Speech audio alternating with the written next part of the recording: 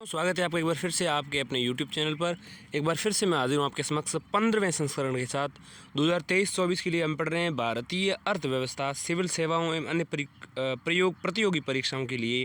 रमेश सिंह की पुस्तक है MC ग्रोहिल की, और ये जो है बाज़ार में उपलब्ध भी हैं और PDF जो है इसका मैंने बना लिया है। 15वां संस्करण 2023-24 के लिए यह है। इसमें पहले अध्याय को हम पढ़ चुके हैं, दूसरे अध्याय की ओर अभी हम जब पढ़ेंगे। तो दूसरे अध्याय जो है वो हम पढ़ना शुरू कर देते हैं, और उस अध्याय का नाम है वृद्धि, विकास एवं खुशहाली। वृद्धि यानी ग्रोथ, विकास यानी डेवलपमेंट एंड खुशहाली यानी हैप्पीनेस। इस अध्याय का जो मतलब एक स्टेटमेंट है, एक वाक्य है, जिससे इस अध्याय को आप समझ सकते हैं इस अध्याय में हम क्या पढ़ने वाले हैं और क्या चीज़ें पढ़ेंगे। तो इस अध्याय का जो मूल वाक्य वो ये है, खुशहाली मजबूत सामाजिक नींव के निर्माण का प्रतिफल है। यानी मजबूत सामाजिक नींव बनी और उसका निर्माण हुआ, इसी के प्रतिफल के रूप में आपको खुशहाली मिली। और जनरली होता ही ऐसा ही है, अगर आपकी सामाजिक नींव मजबूत हैं तो आप खुश रहेंगे। और सामाजिक नींव मजबूत करने के लिए आपको सामाजिक विश्वास, स्वस्थ जीवन, इन सब का निर्माण करना होगा। और अभी जो समय है वास्तव में वो इसी तरह का समय है कि सामाजिक विश्वास एवं स्वस्थ जीवन के निर्माण का समय है, न कि बंदूकों एवं दीवारों के निर्माण का। तो ये इस अध्याय का ध्येय वाक्य, स्टेटमेंट कह सकते हैं। खुशहाली मजबूत सामाजिक नींव के निर्माण का प्रतिफल है, जिसके लिए सामाजिक विश्वास एवं स्वस्थ जीवन के निर्माण का समय है, न कि बंदूकों और दीवारों के निर्माण का। इस अध्याय में हम क्या क्या पढ़ने वाले हैं? प्रगति के बारे में, आर्थिक समृद्धि, फिर आर्थिक विकास, फिर ग्रॉस नेशनल हैप्पीनेस के बारे में, फिर खुशहाली क्या होती है वो समझेंगे, फिर मानव व्यवहार की अंतर्दृष्टि, फिर नैज एवं लोक नीति, नीतियों एंड पॉलिसीज़ के बारे में जानेंगे, फिर कोविड-19 एवं डेवलपमेंट को समझेंगे। शुरू करते हैं इस अध्याय की प्रस्तावना के साथ, ध्यान दीजिएगा। प्रस्तावना, इंट्रोडक्शन।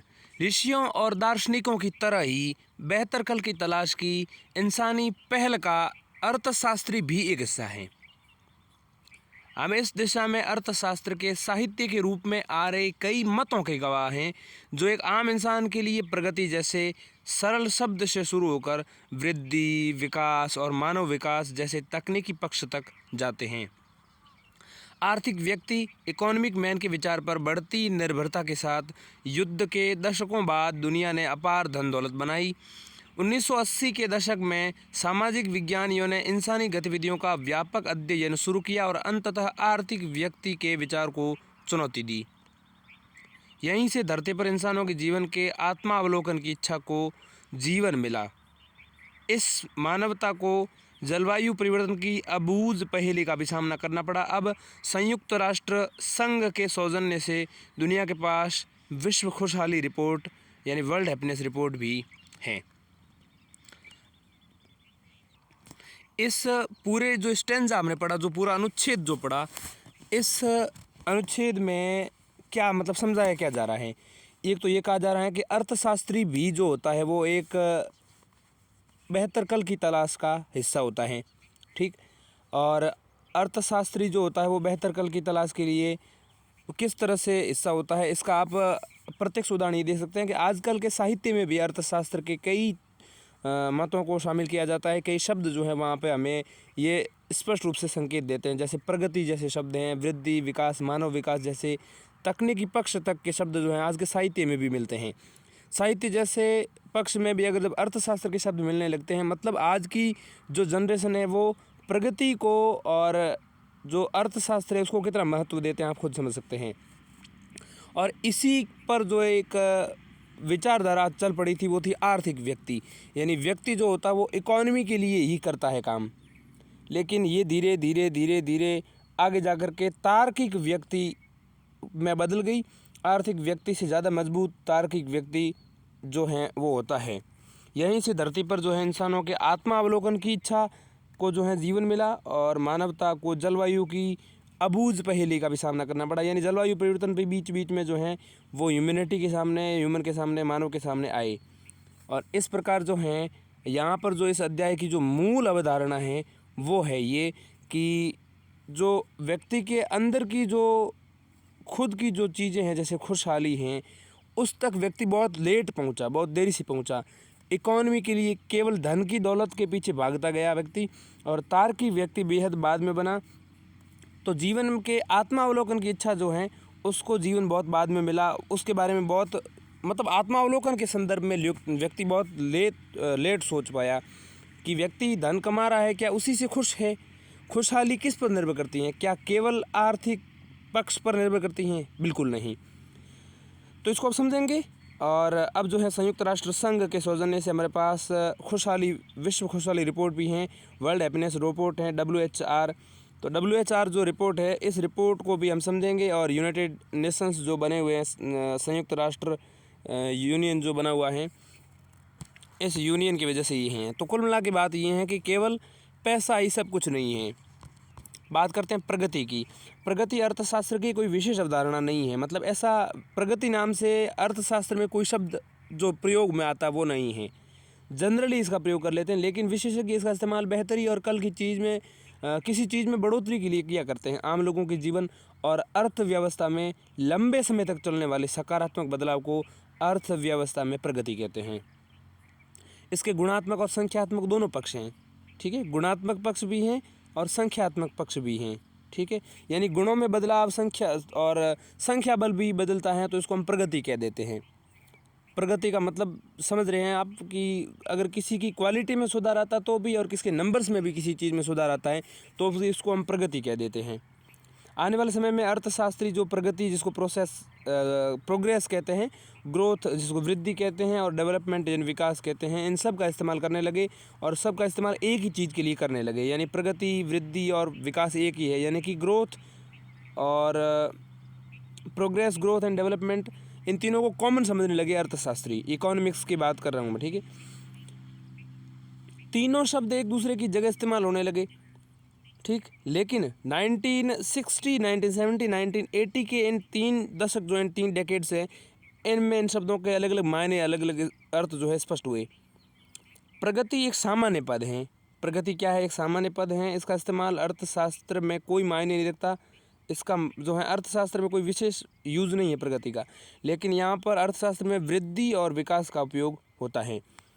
प्रगति को सामान्य कह देते हैं, यूँ कह सकते हैं। इसका इस्तेमाल जो है वृद्धि और विकास को संयुक्त रूप से संबोधित करने के लिए कर देते हैं प्रगति का, लेकिन वृद्धि और विकास के अपने अलग अलग अर्थ स्पष्ट हैं इकोनॉमिक्स में। अब हम इनको समझेंगे। तो सबसे पहले हम वृद्धि को समझ लेते हैं, क्योंकि प्रगति शब्द जो है वो संयुक्त तौर पे यूज़ कर सकते हैं वृद्धि और विकास के लिए। तो सबसे पहले हम आर्थिक समृद्धि यानी वृद्धि को समझते हैं। क्या होती है समृद्धि या वृद्धि? ध्यान दीजिएगा। इकोनॉमिक ग्रोथ, समृद्धि जीव विज्ञान का शब्द है, बायोलॉजी का शब्द है, जो जीवों के बढ़ने की प्रवृत्ति को मतलब संख्या बढ़ने की प्रवृत्ति को या आगे बढ़ने की प्रवृत्ति को जो है उस टेंडेंसी को दर्शाता है। अर्थव्यवस्था में इकोनॉमिक्स में इसका अभिप्राय जो है, इसका जो मतलब है वो आर्थिक वृद्धि से है। समृद्धि यहाँ पर आर्थिक वृद्धि है, ठीक है। समय के साथ साथ आर्थिक मापदंड को बताने वाले चरों, वेरिएबल्स में बढ़ोतरी को आर्थिक वृद्धि कहते हैं। यानी जो ऐसी राशियाँ जिनमें बढ़ोतरी होती हैं, जिनसे हम ये जनरली इकोनॉमिक्स के मापदंड जो हैं तय करते हैं, उनमें बढ़ोतरी, सामान्यतः वृद्धि ही उसको ही कहते हैं, हम आर्थिक वृद्धि कहते हैं। ये किसी व्यक्ति या किसी अर्थव्यवस्था या दुनिया के संदर्भ में इस्तेमाल कर सकते हैं। इसका किसी इकोनॉमी के बारे में कह सकते हैं, चाहे इंडियन इकोनॉमी हो, जापानीज़ इकोनॉमी हो, अमेरिकन इकोनॉमी हो, उसके संदर्भ में भी इसका इस्तेमाल कर सकते हैं। यानी उसकी राशि जो है पिछली बार मान लो 137 लाख करोड़ थी एक बार, इस बार जो है 138 हो गई, तो संख्या बड़ी है। और आंकड़े इन वेरिएबल्स में, इन चरों में मान बढ़ने को हम सामान्यतः वृद्धि कहते हैं, चाहे इकोनॉमी के संदर्भ में हो, चाहे किसी पर्टिकुलर पर्सन के बारे में हो, किसी व्यक्ति विशेष के बारे में हो, या पूरी दुनिया के संदर्भ में इसका इस्तेमाल हम करते हैं। वृद्धि का मतलब क्या है? उन चरों के, उन वेरिएबल्स के मान में बढ़ोतरी, जिनसे हम क्या मापते हैं? अर्थ को, आर्थिक मापदंड जो तय करते हैं वो। आर्थिक वृद्धि का सबसे अहम घटक गुणात्मकता है। आर्थिक वृद्धि का सबसे अहम घटक गुणात्मकता है। इस लाइन को आपको अंडरलाइन कर लेनी है, और बेहद इंपॉर्टेंट लाइन। इस लाइन का जब भी आप आंसर राइटिंग करेंगे उसके इसमें इसका इस्तेमाल करेंगे। इसे दर्शाने के लिए सभी मापदंडों का इस्तेमाल किया जा सकता है। गुणात्मकता को दर्शाने के लिए, आर्थिक वृद्धि को दर्शाने के लिए। आर्थिक वृद्धि के कुछ उदाहरण इस तरह से हैं, जैसे आर्थिक वृद्धि किसको कह देंगे? मान लो, ध्यान दीजिएगा, इसको आर्थिक वृद्धि कहेंगे हम। जो 3-4 पॉइंट्स बोल रहे हैं इनको आर्थिक वृद्धि कहेंगे, इकोनॉमिक ग्रोथ कहेंगे। पहली ये कि अर्थव्यवस्था मान लो है किसी की इकॉनमी है, उस इकॉनमी में एक डेकेड में, एक 10 साल के समय में, एक दशक के दौरान खाद्यान्न जो खाने की चीज़ें हैं उन खाद्यान्न उत्पादन में, उसके प्रोडक्शन में वृद्धि हुई है तो उसको हम आर्थिक वृद्धि कहेंगे। दूसरा, किसी इकॉनमी में, किसी अर्थव्यवस्था में, जैसे भारतीय इकॉनमी है, सड़क नेटवर्क के एक दशक या एक किसी निश्चित समय अंतराल में, मान लो किलोमीटर या मील की लंबाई से पता चलता है, यानी कि उसकी लंबाई पिछली साल सड़क की 10 किलोमीटर थी, इस बार 12 किलोमीटर हुई, तो मतलब 2 किलोमीटर की जो है वृद्धि सड़क के निर्माण में की गई है, इसको भी हम आर्थिक वृद्धि कह सकते हैं। तीसरा, इसी तरह से अर्थव्यवस्था में हुई वृद्धि का आकलन है कुल उत्पादन के मूल्य से लगाया जाता है। ठीक है, कुल उत्पादन कितना हुआ, उसमें अगर ग्रोथ हुई है तो आर्थिक ग्रोथ हुई है। चौथा, किसी समयावधि के दौरान प्रति व्यक्ति आय में हुई वृद्धि का आकलन भी किया जाता है। ठीक है, पर कैपिटा इनकम, उसमें अगर ग्रोथ है तो वो ग्रोथ मानी जाती हैं। इसके अलावा देखिए,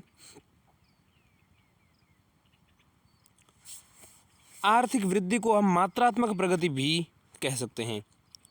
ठीक है, आर्थिक वृद्धि का सबसे अहम घटक गुणात्मकता है और आर्थिक वृद्धि को हम मात्रात्मक प्रगति भी कह सकते हैं, क्योंकि मात्रा में ग्रोथ, मात्रा में बढ़ोतरी ही तो आर्थिक वृद्धि को आगे ले जाती है।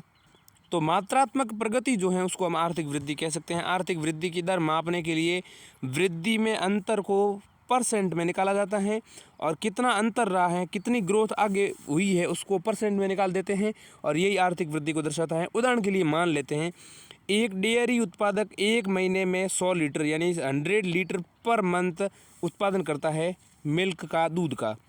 अगले महीने में, नेक्स्ट मंथ में उसका उत्पादन जो है 105 लीटर प्रति माह हो जाता है, प्रति महीने में 105 लीटर हो जाता है। 100 लीटर इस महीने हुआ, अगले महीने 105 लीटर हो गया, तो उसकी डेयरी की वृद्धि दर 5% है, क्योंकि पिछली बार 100 था, इस बार 105 है, 5 ज़्यादा है। और 5 किस पे ज़्यादा है, 100 पे ज़्यादा है। पिछले बार के 100 से इस बार 5 ज़्यादा है, तो 5% की वृद्धि देखी जाती है। इस तरह से हम किसी भी अर्थव्यवस्था में किसी भी समयावधि के दौरान होने वाली वृद्धि दर को हासिल कर सकते हैं, प्राप्त कर सकते हैं। वृद्धि दर एक वार्षिक अवधारणा है, ध्यान दीजिएगा। ये जो ग्रोथ है वो एनुअल तौर पे देखी जाती हैं, लेकिन इसको आपको मतलब किसी भी समय के लिए निकाल सकते हैं। इसका उपयोग किसी भी काल विशेष के लिए भी किया जा सकता है। वैसे वृद्धि अपने आप में मूल्य रहित पद है। मूल्य रहित पद होने का मतलब है इसके लिए कोई मात्रक नहीं है, लेकिन अर्थव्यवस्था में किसी खास समयावधि के दौरान सकारात्मक या नकारात्मक हो सकता है। सकारात्मक ग्रोथ भी हो सकती है, नकारात्मक ग्रोथ भी हो सकती है। यानी पिछली बार जैसे मान लो दूध डेयरी जो मिल्क की बात हमने उदाहरण ली, 105 अगले महीने में हुआ, अगले बार में 95 भी तो हो सकता है। कोई ज़रूरी थोड़ी है कि थोड़ी मान लो दूध में प्रोडक्शन अच्छे से नहीं हुई तो 100 के बजाय 95 हो जाए। तो यहाँ पर जो ये ग्रोथ है वो नेगेटिव चली गई है। तो जनरली इसका हम प्रयोग सकारात्मक रूप में करते हैं, लेकिन ऋणात्मक भी हो सकती हैं, ध्यान दीजिएगा, नकारात्मक भी हो सकती है। मतलब वैसे वृद्धि अपने आप में मूल्य रहित पद है, लेकिन ये किसी अर्थव्यवस्था में, किसी इकोनॉमी में एक खास समयावधि के लिए, किसी टाइम पीरियड के लिए सकारात्मक यानी पॉजिटिव और नेगेटिव दोनों हो सकती हैं। लेकिन जनरली हम इसका इस्तेमाल प्रायः सकारात्मक संदर्भ में लेते हैं। अगर हम अर्थशास्त्री कोई कहता है कि अर्थव्यवस्था बढ़ रही है तो उनका मतलब होता है अर्थव्यवस्था में सकारात्मक वृद्धि हो रही है, अन्यथा उनको ऋणात्मक वृद्धि शब्द का इस्तेमाल करना पड़ता है। आर्थिक वृद्धि पद का इस्तेमाल अर्थशास्त्र में काफ़ी होता है। आर्थिक वृद्धि जो है ये इकोनॉमी में काफ़ी चलती है, लेकिन केवल राष्ट्रीय स्तर पर, नेशनल लेवल पर आकलन और नीति निर्धारण के लिए नहीं होता, बल्कि अर्थशास्त्र के विस्तृत अध्ययन में भी उपयोगी हैं। अंतर्राष्ट्रीय स्तर पर, इंटरनेशनल स्तर पर वित्तीय और व्यावसायिक संस्थान जो हैं, ठीक है, फिनेंशियल और कमर्शियल जो इंस्टीट्यूशंस हैं, इस वृद्धि दर के आंकड़ों का जो डेटा है उनका इस्तेमाल करके पॉलिसीज़ और वित्तीय योजना यानी कि जो प्लानिंग से वो तैयार करते हैं। अब हम समझेंगे आर्थिक विकास को। वृद्धि और विकास में अंतर जैसा कि मैंने बताया है, तो यहाँ क्या अंतर है उसको हम समझने का प्रयास करेंगे, ध्यान दीजिएगा। हम पढ़ रहे हैं आर्थिक विकास को, आर्थिक वृद्धि को अभी हमने समझा।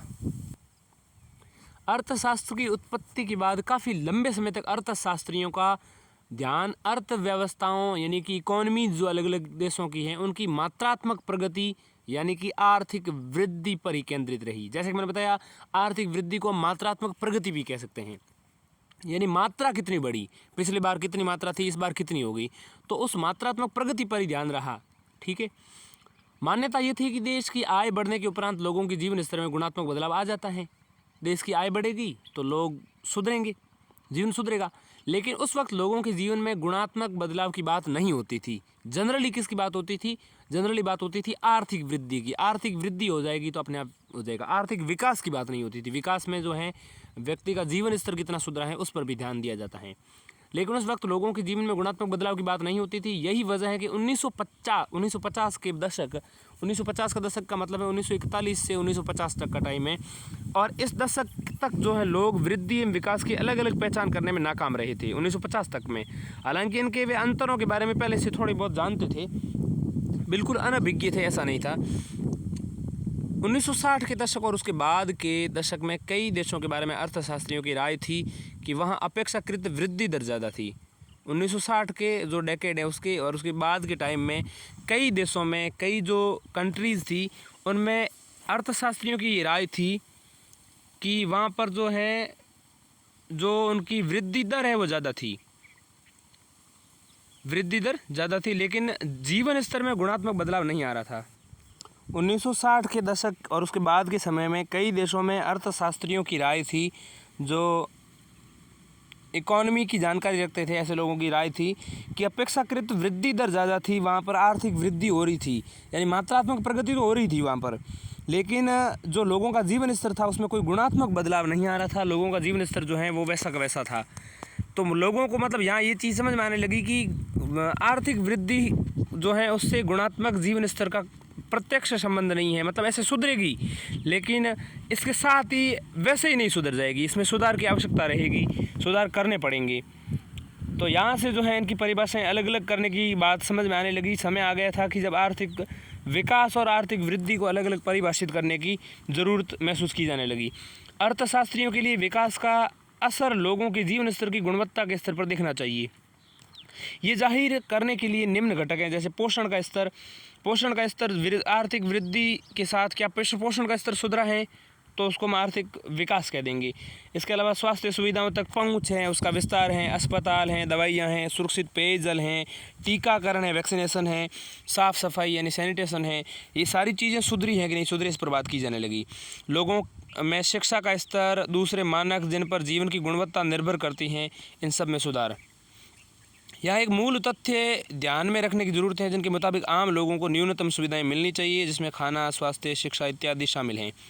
इसके अलावा एक न्यूनतम आमदनी की भी गारंटी होनी चाहिए। आमदनी उत्पादक गतिविधियों से होती हैं। इसका मतलब है एक विकास सुनिश्चित करने से पहले हमें आर्थिक वृद्धि सुनिश्चित करनी होगी। आर्थिक वृद्धि होगी तो ही विकास होगा, ठीक है। मतलब इसके बारे में ये स्टेटमेंट कहा जा सकता है, और इस पे जो है निबंध भी आ सकता है। ध्यान दीजिएगा कैसे निबंध पूछा जा सकता है ऐसे में कि आर्थिक वृद्धि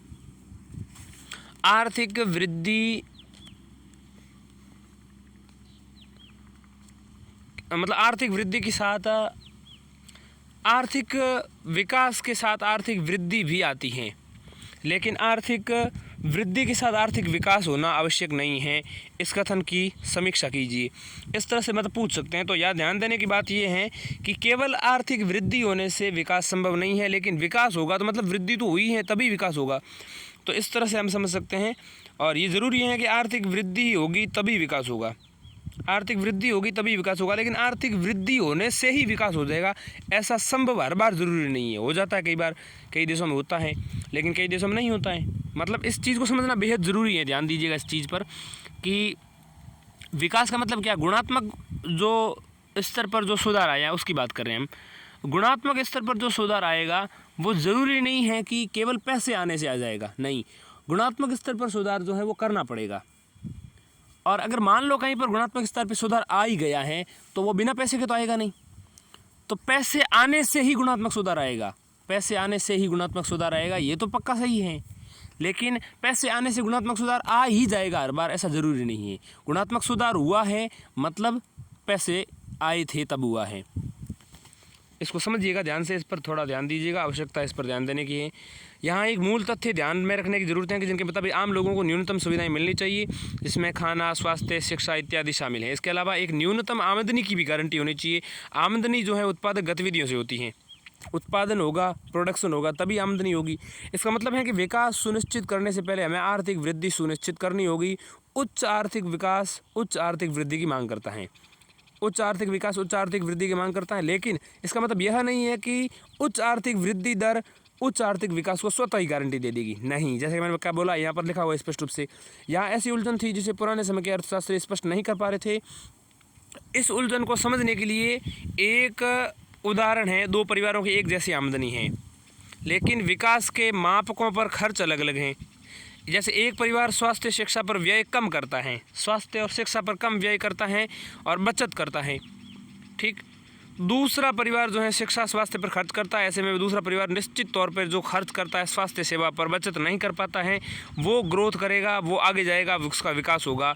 लेकिन जो स्वास्थ्य सेवा पर खर्च न करते हुए बचत करता है वो पीछे रह जाएगा। बचत करने वाला पीछे रह जाएगा, स्वास्थ्य और शिक्षा पर खर्च करने वाला आगे चला जाएगा। सारी चीज़ें अतिरिक्त खर्च के अलावा। ऐसा क्यों है? क्योंकि स्वास्थ्य सुधरेगा तो उससे काम करने की मतलब उसमें सामर्थ्य रहेगा, और अगर स्वास्थ्य अच्छा होगा, शिक्षा भी अच्छी होगी, तो उससे जो है प्रगति के और रास्ते भी मिल जाएंगी। तो इस तरह से कुल मिला के फाइनली बात यह है कि दो परिवारों की आमदनी एक जैसी होने के बावजूद उनके खर्च करने के तरीके अलग अलग होने के कारण एक जैसी आर्थिक वृद्धि उनको मिल रही है। इसके बावजूद भी उनका आर्थिक विकास एक जैसा हो, ऐसा संभव ज़रूरी नहीं है, हमेशा बराबर हो। एक जैसी इकॉनमी दोनों पर नहीं है। तो इससे एक चीज़ तो स्पष्ट है कि ऐसे में निश्चित तौर पर वृद्धि और विकास के अलग अलग मायने हैं, अलग अलग उदाहरण हैं। तो इसको हम इस तरह से समझ सकते हैं, हो सकता है कि उच्च वृद्धि हुई हो साथ ही उच्च विकास भी हुआ हो। ऐसा भी हो सकता है कि उच्च वृद्धि हो कम विकास हो। ऐसा भी हो सकता है कम वृद्धि हो लेकिन उच्च विकास हो। तो ऊपर दिए गए संयोजन की प्रकृति वैसे तो तुलनात्मक है, लेकिन एक चीज़ स्पष्ट है कि उच्च आमदनी और उच्च वृद्धि के लिए लगातार प्रयास की ज़रूरत है। यही बात आर्थिक विकास और उच्च आर्थिक विकास के लिए भी लागू होती है। आर्थिक वृद्धि चाहिए तो लगातार प्रयास करना पड़ेगा, आर्थिक वृद्धि के साथ साथ आर्थिक विकास भी चाहिए तो भी लगातार प्रयास करना पड़ेगा, और आर्थिक विकास के साथ अगर उच्च आर्थिक विकास चाहिए तो भी लगातार प्रयास करना पड़ेगा। बिना सतत सार्वजनिक नीतियों के दुनिया भर में कहीं भी विकास नहीं हो सकता। उसी तरह से हम कह सकते हैं कि वृद्धि के बिना भी विकास नहीं हो सकता। हालांकि बिना विकास के वृद्धि का पहला उदाहरण खाड़ी देशों में देखा, ठीक है। मतलब बिना वृद्धि के विकास संभव नहीं है। वृद्धि होगी तभी विकास होगा, लेकिन विकास के बिना वृद्धि हो सकती है, ये आपको खाड़ी देशों में देखने को मिला, ठीक है। गल्फ कंट्रीज जो है वहाँ पर ये ऐसा देखने को मिला कि वहाँ पर विकास नहीं हुआ लेकिन वृद्धि हुई। इन अर्थव्यवस्थाओं में, इन इकोनॉमीज़ में, जो खाड़ी देशों की इकोनॉमी थी, जो गल्फ कंट्रीज़ थी, इनमें आमदनी और आर्थिक वृद्धि उच्च स्तर पर होती हैं। ऐसे में अर्थशास्त्र की नई शाखा यहाँ पर डेवलपमेंट इकोनॉमिक्स यानी कि विकास अर्थशास्त्र का जन्म हुआ।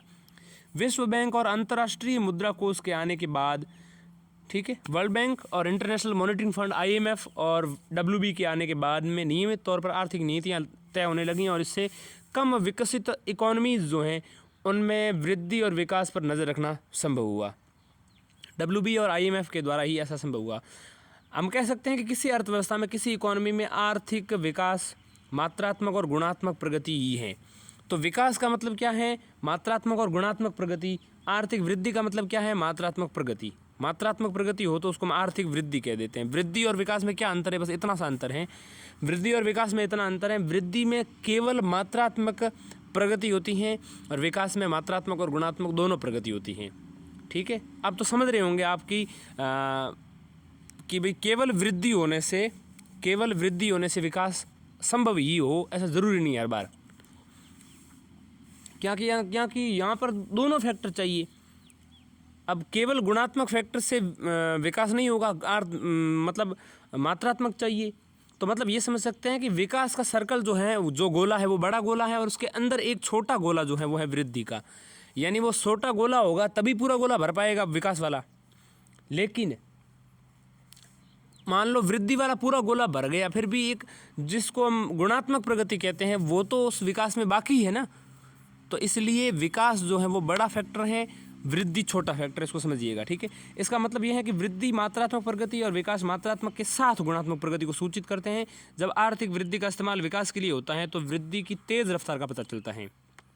आर्थिक वृद्धि का इस्तेमाल विकास के लिए होता है तो वृद्धि की रफ्तार, तेज़ रफ्तार का पता चलता है, और इसके दायरे में बड़ी आबादी आ जाती है। ठीक उसी तरह से उच्च वृद्धि दर, हाई जो ग्रोथ रेट है, और कम विकास जो है या बीमारू विकास का असर ये होता है कि वृद्धि में गिरावट आ जाती है।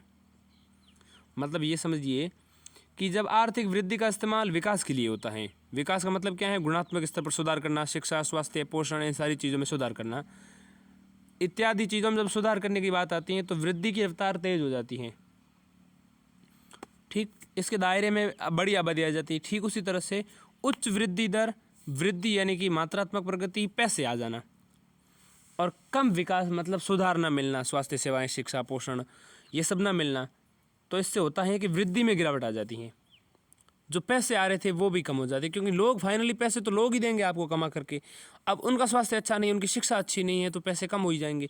तो कुल मिला के बात ये है कि विकास के लिए वृद्धि तो आवश्यक ही है, विकास के लिए वृद्धि आवश्यक ही है, और वृद्धि आने से ही विकास आ जाएगा ऐसा संभव नहीं है। हर बार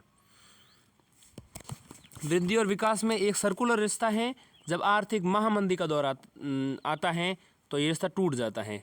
ठीक है, आर्थिक महामंदी के दौर, तब कल्याणकारी राज्य जो हैं, वेलफेयर स्टेट जो है, उसकी अवधारणा स्थापित हुई। महामंदी के दौर में राज्य जो है वो प्राथमिक जो सेवाएं हैं उनको लोगों तक पहुंचाता है, मुहैया करवाता है। कल्याणकारी राज्य एंड वेलफेयर स्टेट की अवधारणा स्थापित हुई तो दुनिया भर की सरकारों, नीति निर्माताओं, अर्थशास्त्रियों का ध्यान इस विषय पर गया कि वेलफेयर इकोनॉमिक्स यानी कल्याणकारी अर्थशास्त्र की शुरुआत हुई। इसमें कल्याणकारी राज्य और उसके विकास की बातें शामिल होती हैं। अब हम बात करते हैं विकास का मापन यानी मेजरिंग डेवलपमेंट। यद्यपि अर्थशास्त्री वृद्धि और विकास के मध्य अंतरों को स्पष्ट करने में समर्थ थे, यद्यपि समर्थ थे, उसमें कौन थे? महबूब उल हक, एक प्रसिद्ध पाकिस्तानी अर्थशास्त्री थे। उन्होंने 1970 के दशक में ही प्रारंभ कर लिया था। समर्थ थे, लेकिन इसमें कुछ और समय लगा जब विकास मापन का सही विधि का विकसित किया जा सका। यह एक स्थापित तथ्य है कि प्रगति का लक्ष्य मात्र आय में वृद्धि से कहीं अधिक है। प्रगति का मतलब क्या है? आर्थिक वृद्धि भी हो, विकास भी हो। अंतर्राष्ट्रीय निकाय जैसे संयुक्त राष्ट्र यानी यूनाइटेड नेशंस, यूएन, और IMF, इंटरनेशनल मॉनिटरिंग फंड यानी अंतर्राष्ट्रीय मुद्रा कोष, और WB यानी वर्ल्ड बैंक, विश्व बैंक जिसको हम कहते हैं, ये विश्व के अल्प विकसित क्षेत्रों के विकास के बारे में अधिक चिंतित थे। परंतु इस दिशा में कोई भी प्रयास तभी संभव था जब किसी अर्थव्यवस्था के विकासात्मक स्तर को मापने के लिए साधन और उपाय हों। ठीक है, हमारे पास साधन भी तो होने चाहिए, उपाय भी होने चाहिए, और ऐसे कारक हों जिन्हें विकास के लक्षण माना जा सके। विकास को मापने के लिए किसी सूत्र उपाय को मूलतः दो प्रकार की कठिनाइयों का सामना करना पड़ रहा था। विकास में दो कठिनाइयाँ आ रही थी। पहली तो ये है कि पहले स्तर पर ये परिभाषित करना कठिन था कि विकास के घटक क्या हैं। विकास के घटक क्या है मतलब एग्जैक्ट रूप से ये परिभाषित नहीं किया जा सका। काफ़ी लंबे समय तक यह परिभाषित करने में बहुत कठिनाई आ रही थी कि विकास कहते किसको हैं। क्या विकास में खपत स्तर, खपत की गुणवत्ता, स्वास्थ्य देखभाल, पोषण, सुरक्षित पेयजल, साक्षरता और शिक्षा, सामाजिक सुरक्षा, शांतिपूर्ण सामुदायिक जीवन, इसके अलावा सामाजिक सम्मान की उपलब्धता, मनोरंजन, प्रदूषण मुक्त पर्यावरण, इन सब में वृद्धि होने से, क्या इन सब की ग्रोथ होने से विकास हो गया?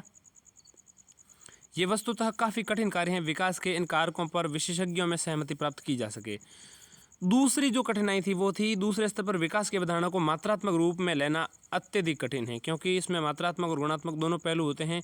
गुणात्मक पहलुओं जैसे सौंदर्य, स्वाद इत्यादि की तुलना करना आसान है, परंतु इन्हें मापने के लिए हमारे पास कोई मापन स्केल नहीं है। बात करते हैं मानव विकास सूचकांक ह्यूमन डेवलपमेंट इंडेक्स की। अर्थव्यवस्थाओं इकोनॉमीज़ के बीच तुलनात्मक गणना को लेकर दुविधा तब हल हुई जब संयुक्त राष्ट्र विकास कार्यक्रम UNDP, United Nations development Programme ने 1990 में अपनी पहली मानव विकास report, first human development report है, HDI है, इंडेक्स के जरिए से HDR प्रकाशित की। इस रिपोर्ट में जो है HDI यानी कि ह्यूमन डेवलपमेंट इंडेक्स द्वारा विकास के स्तर को मापने और परिभाषित करने का पहला प्रयास किया गया था 1990 के दशक में। और मानव विकास सूचकांक विकसित करने वाले ऐसे दल का नेतृत्व जो है महबूब उल हक और इंगे कॉल ने किया था। इस सूचकांक में शब्द मानव विकास असल में विकास का ही एक उपसिद्धांत रूप है। मानव विकास जो है विकास का ही एक उपसिद्धांत रूप है। मानव विकास रिपोर्ट 3 संकेतकों स्वास्थ्य, शिक्षा और जीवन स्तर को मिलाकर के मापी जाती हैं मापती हैं। मानव विकास रिपोर्ट इन 3 संकेतकों को मापती हैं। इन 3 संकेतकों को समग्र रूप से मानव विकास सूचकांक यानी कि ह्यूमन डेवलपमेंट इंडेक्स में बदल दिया जाता है। ह्यूमन डेवलपमेंट इंडेक्स यानी कि HDI में एक सांख्यिकी यानी कि स्टैटिक्स आंकड़ा डेटा होता है, स्टैटिकल डेटा होता है, स्टैटिस्टिकल डेटा उसमें बदल दिया जाता है। ह्यूमन डेवलपमेंट इंडेक्स में एक सांख्यिकी आंकड़े की रचना असल में एक महत्वपूर्ण पड़ाव था जिसने सामाजिक और आर्थिक विकास की समझ के लिए संदर्भ बिंदु मिल सका। अब यहाँ पर जो है ग्रोथ कैसे दिखाई जाती है, देश कैसे ग्रोथ दिखाएंगे, तो ग्रोथ के लिए बेहद इंटरेस्टिंग यहाँ पर ये जो सांख्यिकी रूप जिनको मिला, गणितीय रूप जिसमें इनको दर्शाया गया, ये बड़ा मज़ेदार था, ध्यान दीजिएगा। आर्थिक विकास के लिए जो सांख्यिकी आंकड़े की रचना जो यहाँ पर की गई है 0 से 1 के दरमियान, वो बड़ी महत्वपूर्ण है। HDI ह्यूमन डेवलपमेंट इंडेक्स हर पैमाने के लिए न्यूनतम और अधिकतम सीमा तय करता है, जिसे गोल पोस्ट कहा जाता है। उसके बाद दिखाया जाता है कि गोल पोस्ट के संबंध में हर देश कहाँ ठहरता है। ठीक, इसकी वैल्यू 0 से 1 के बीच बताई जाती हैं, यानी सूचकांक एक स्तर पर तैयार किया जाता है। समग्र सूचकांक के विकास के लिए 3 संकेतकों का इस्तेमाल होता है। HDI के घटक शिक्षा को अब HDR 2010 यानी कि ह्यूमन डेवलपमेंट रिपोर्ट 2010 से अन्य 2 संकेतकों से मापा जाता है। अन्य 2 संकेतक हैं लेकिन 3 मुख्यतः जैसे मैंने बताया यहाँ पर स्वास्थ्य, शिक्षा और गुणवत्ता जो जीवन की है वो हैं। पहला यहाँ है पढ़ाई के सालों का औसत। 25 साल की उम्र के लिए 25 साल उम्र की वयस्कों के लिए ये UNESCO institute for statistical database में उपलब्ध जनगणना और सर्वेक्षणों से हासिल स्कूली शिक्षा के आंकड़ों और 12 एंड ली 2010 पद्धति पर आधारित हैं। दूसरा, पढ़ाई के संभावित साल स्कूल जाने की उम्र में बच्चों के लिए यह अनुमान पढ़ाई के हर स्तर पर उम्र के आधार पर नाम लिखवाने और हर स्तर पर स्कूल जाने की आधिकारिक उम्र पर आधारित हैं। ठीक है, हर स्तर पर, चाहे वो छोटे स्तर से बड़े स्तर पर, हर स्तर पर स्कूल में पढ़ाई के अनुमानित साल की अधिकतम अवधि सीमा जो है 18 वर्ष है। इन संकेतकों को न्यूनतम वैल्यू 0 और 1980 से 2012 के बीच देशों में स्कूलों में पढ़ाई के औसत साल की वास्तव में पाई गई अधिकतम वैल्यू से सामान्य बनाया गया। साल 2010 में अमेरिका में ये 13.3 साल होने का आकलन किया गया था। शैक्षिक सूचकांक 2 सूचियों का ज्यामितीय औसत है। स्वास्थ्य मानव विकास सूचकांक के जन्म के समय का जीवन प्रत्याशा द्वारा मापा जाता है। इसकी गणना न्यूनतम 20 साल और अधिकतम 83.57 साल के आधार पर की जाती है। यह 1980 से 2012 के बीच में समय श्रेणियों के विभिन्न देशों में मापे गए संकेतकों की अधिकतम वैल्यू है। इसलिए देश के लिए दीर्घायु घटक उसकी जन्म के समय की जीवन प्रत्याशा 55 वर्ष है तो 0.551 होगी। जीवन स्तर पर घटक को GNI ग्रॉस नेशनल इनकम प्रति व्यक्ति आय अमेरिकी डॉलर में क्रय शक्ति तुल्यता यानी कि प्रति व्यक्ति आय PPP जिसको हम कहते हैं। 2012 में कतर के लिए न्यूनतम आय के लिए गोल पोस्ट 100 अमेरिकी डॉलर को लिया गया था कतर के लिए, और अधिकतम के लिए 87,478 अमेरिकी डॉलर। मानव विकास सूचकांक GNI, ठीक, मानव विकास सूचकांक GNI के बढ़ने के साथ आय के कम होते महत्व को परिलक्षित करने के लिए आय का लघुगणक इस्तेमाल करता है। HDI के तीनों चरों की सूचियों के अंकों को फिर ज्यामितीय औसत के जरिए समग्र सूचकांक में बदला जाता है। HDI ह्यूमन डेवलपमेंट इंडेक्स यानी मानव विकास सूचकांक विभिन्न देशों के अंदर और उसके बीच अनुभवों की निर्देशात्मक तुलना का मार्ग भी प्रशस्त करता है। UNDP United Nations development programme यानी संयुक्त राष्ट्र विकास कार्यक्रम ऊपर बताए गए 3 मानकों के आधार पे अर्थव्यवस्थाओं यानी इकोनॉमीज को जो है एक स्केल पर, और वो है 0.0 से मतलब एग्जैक्ट 0 से लेकर के 1 तक के बीच दर्शाता है, और 3.3 स्थान तक जाते हैं ये लोग। इन उपलब्धियों के आधार पर देशों को मुख्य तौर पर 3 श्रेणियों में वर्गीकृत किया जाता है। एक तो उच्च मानव विकास वाले देश, दूसरा मध्यम मानव विकास वाले देश और निम्न मानव विकास वाले देश। उच्च मानव विकास वाले देशों को तब गिना जाता था जिनका स्तर जो है 0.8 से लेकर के 1 के बीच में हो, ठीक है, 0.800 से 1 तक हो। इसके अलावा मध्यम विकास उनको देखा जाता है जिनका 0.500 से 0.799 के बीच में आए, 8 मतलब 0.8 तक पहुंचने से जस्ट पहले तक। इसके अलावा मानव विकास जिनका निम्न है, ऐसे देशों को कहते हैं 0.0 से मतलब एग्जैक्ट 0 से लेकर के 0.5 से जस्ट पहले, यानी 0.499 तक। 0.499 तक कोई देश की श्रेणी में आता है तो पर वो निम्न विकास वाले में है। मध्यम विकास वाले में 0.500 से 799 तक, और 799 यानी कि 800 से शुरू करके 1000 तक, या 1000 नहीं, एग्जैक्ट 1.000 तक जो हैं उच्च मानव विकास वाले देश हैं। मानव विकास 2021-22 के लिए अध्याय 20 को आप विस्तार से देखिएगा, बहस जारी है, the debate continues. United Nations development programme यानी कि संयुक्त राष्ट्र विकास कार्यक्रम की टीम ने यद्यपि इस बात पर सहमति बना ली है कि विकास के घटक क्या होंगे, लेकिन पूरी दुनिया भर में शिक्षाविद और विशेषज्ञ अभी भी इस पर बहस कर रहे हैं। 1995 तक दुनिया भर की अर्थव्यवस्थाओं में UNDP द्वारा प्रतिपादित मानव विकास के सिद्धांत को स्वीकार कर लिया गया। मूल रूप से विश्व बैंक ने 1990 के दशक से ही सदस्य देशों में विकासपरक प्रयासों को, गुणवत्ता को बढ़ाने और उनके अनुरूप सस्ते विकासपरक कोष आवंटित करने के लिए यूनाइटेड नेशन डेवलपमेंट प्रोग्राम तैयार मानव विकास रिपोर्ट का इस्तेमाल शुरू कर दिया था। स्वाभाविक रूप से सदस्य देशों ने अपनी नीतियों में आय, शिक्षा और जीवन प्रत्याशा जैसे मानकों पर जोर देना शुरू कर दिया और इस तरह से दुनिया भर में स्वीकार्यता मिल गई। काफ़ी सालों तक विशेषज्ञ और विद्वान विकास को परिभाषित करने के लिए अपने अपने प्रारूप लेकर आते रहे। काफ़ी समय तक जो भी विशेषज्ञ थे, विद्वान थे, वो विकास को, डेवलपमेंट को एग्जैक्टली परिभाषित करने के लिए, डिफाइन करने के लिए अपने अपने प्रारूप लेके आ रहे थे, अपने अपने परफॉर्मा उन्होंने तैयार किए थे। वे विकास को परिभाषित करने वाले कारकों पर असमान रूप से वजन देते रहे। इनके साथ ही उन्होंने कई बार पूरी तरह से अलग मानकों का चयन किया जो उनके अनुसार विकास को ज़्यादा स्पष्ट तरीके से परिभाषित करते थे, क्योंकि ये गुणवत्ता मूल्यों यानी कि वैल्यूज़ जो थे, क्वालिटिकल वैल्यूज़ जो थी, उनको तय करने और नियामक परिकल्पना का मामला है। इसलिए इस प्रस्तुति की भी गुंजाइश थी। इनमें अधिकतर प्रयास वैकल्पिक विकास सूचकांक के लिए सही नुस्खे नहीं थे, लेकिन वे वास्तव में बौद्धिक व्यंग्यों के जरिए मानव विकास सूचकांक के अपूर्ण होने को दर्शाने की कोशिश कर रहे थे। ऐसा ही एक प्रयास जो है 1999 में लंदन स्कूल ऑफ इकोनॉमिक्स यानी गैर आधिकारिक प्रयास ये था। लंदन स्कूल ऑफ इकोनॉमिक्स के अर्थशास्त्रियों और विद्वानों ने किया। इन्होंने अपने अध्ययन में बांग्लादेश को दुनिया में सर्वाधिक विकसित राष्ट्र और अमेरिका, नॉर्वे, स्वीडन और अन्य देशों को सूचकांक में सबसे निचले स्तर पर रखा। अमेरिका को भी, नॉर्वे को भी और स्वीडन को भी, क्योंकि इन्होंने इसमें बताया कि वास्तव में ऐसे सूचकांक के जरिए वे काफ़ी हद तक संभव हो गए थे। उदाहरण के लिए कह सकते हैं कि उन्होंने कहा कि मानव विकास शांति और मानव जीवन की बेहतरी के लिए बेहद ज़रूरी तत्व हैं जो काफ़ी हद तक इस तथ्य पर निर्भर करता है। हर दिन हम कितना सो पाते हैं, घरों में चोरी, लूटपाट की आशंका पर निर्भरता, और हम कितने प्रतिशत होकर निश्चिंत होकर सो रहे हैं। दूसरे शब्दों में इस बात पर निर्भर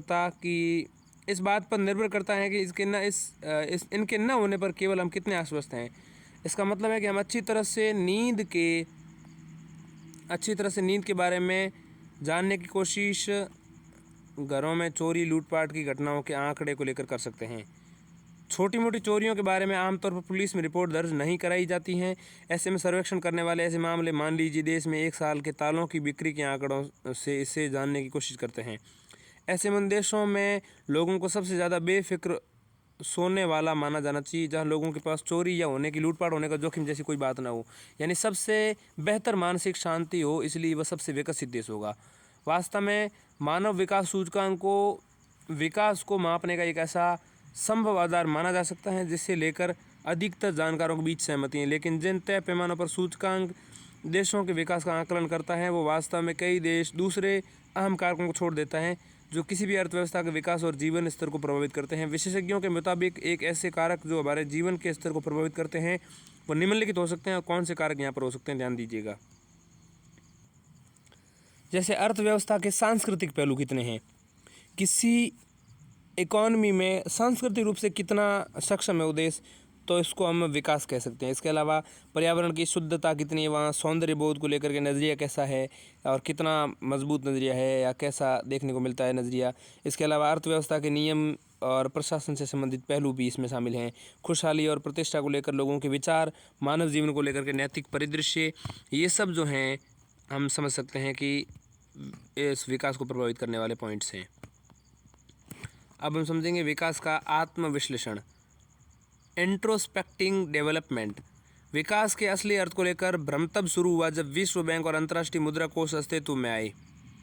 विशेषज्ञ विकासशील देशों में विकास प्रक्रिया और विकसित देशों के प्रदर्शन की रिपोर्ट का सर्वेक्षण करते रहे थे। ह्यूमन डेवलपमेंट इंडेक्स HDI जब पहले 20 स्थान पाने के बाद पश्चिमी दुनिया को विकसित देश घोषित कर दिया गया, तब सामाजिक वैज्ञानिकों ने इन अर्थव्यवस्थाओं में जीवन की दशा का मूल्यांकन शुरू किया।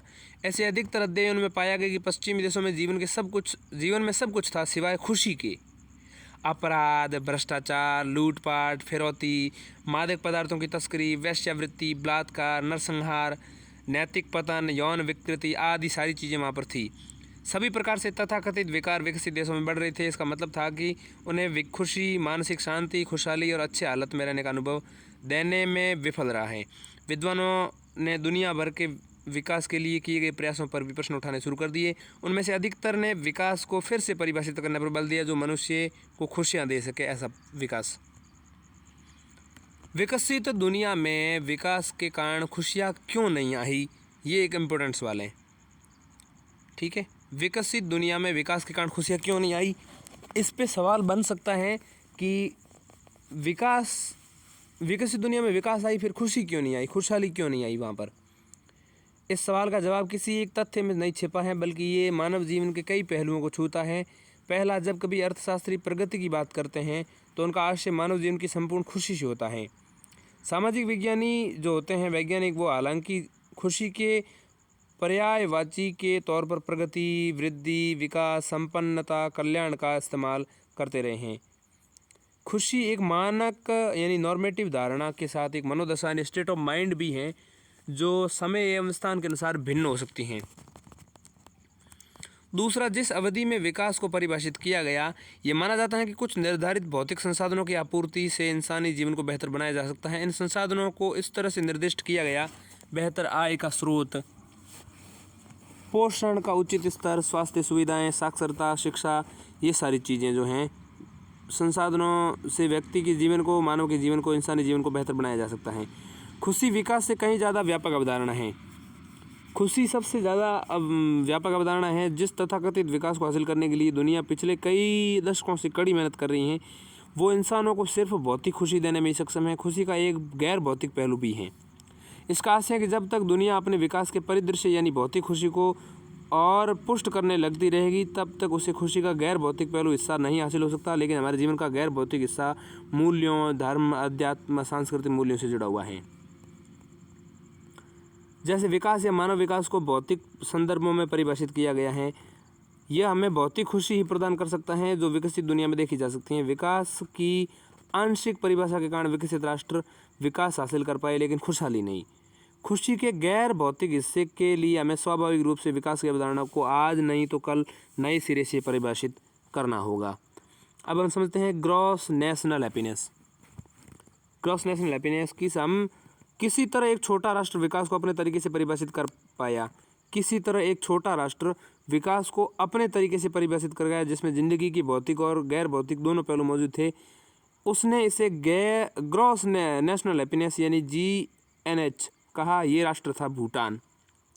Gross national happiness Bhutan Himalaya की गोद में बसा एक छोटा सा और आर्थिक तौर पर नगण्य राष्ट्र है। इसे 1970 के दशक की शुरुआत में विकास को मापने की नई अवधारणा पेश की और ग्रॉस नेशनल हैप्पीनेस यानी GNH United Nations development programme यानी कि UNDP द्वारा प्रतिपादित मानव विकास के विचार को खारिज किए बगैर ये राष्ट्र GNH यानी कि ग्रॉस नेशनल हैप्पीनेस जो है उसके द्वारा लक्ष्यों का पीछा करता रहा। भूटान 1972 में ग्रॉस नेशनल हैप्पीनेस जो है GNH 1972 से GNH का पालन कर रहा है। इसमें खुशी विकास को हासिल करने के लिए निम्नलिखित पैमाने हैं, जैसे उच्च वास्तविक प्रति व्यक्ति आय, दूसरा सुशासन, पर्यावरण संरक्षण, सांस्कृतिक संवर्धन यानी कि उच्च वास्तविक प्रति व्यक्ति आय, सुशासन, पर्यावरण संरक्षण, सांस्कृतिक संवर्धन। सांस्कृतिक संवर्धन का मतलब है नैतिक मूल्यों में समृद्धि यानी नैतिक मूल्यों को समाहित कर सकते हैं। उसमें आध्यात्म को भी शामिल कर लेंगे जिसमें बगैर प्रगति वरदान की जगह अभिशाप बनकर रह जाएगी। वास्तविक प्रति व्यक्ति आय के स्तर पर GNH और HDI एक जैसे संकेतक हैं। हालांकि इनकी सुशासन के मुद्दे पर HDI कुछ नहीं कहता। आज इसे हम दुनिया भर में प्रोत्साहित किया जा रहा है, खासतौर पर तब से जब से 1996 में विश्व बैंक अपनी रिपोर्ट लेकर आया और सदस्य राष्ट्रों में इसे लागू करवाया। इसका मतलब GNH जो है वो HDI में मूल अंतर नैतिक मूल्यों और आध्यात्मिक पहलू को साथ में साथ करने का स्तर का है।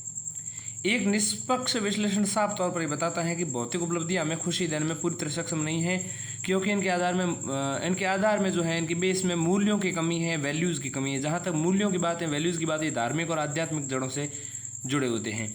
लेकिन नई दुनिया जीवन की वैज्ञानिक और धर्मनिरपेक्ष विवेचना से निर्दिष्ट होती है, और दुनिया हमेशा ही मानव जीवन में आध्यात्मिक कारकों को पहचानने को लेकर संदेहास्पद रही है। धर्मनिरपेक्षता का पश्चिमी विचार भगवान जैसी किसी चीज़ के अस्तित्व को खारिज करने से परिभाषित हुआ है, और आध्यात्म की पारंपरिक परिकल्पना को भी अज्ञानता और रूढ़िवादिता की दलील देकर खारिज करता है।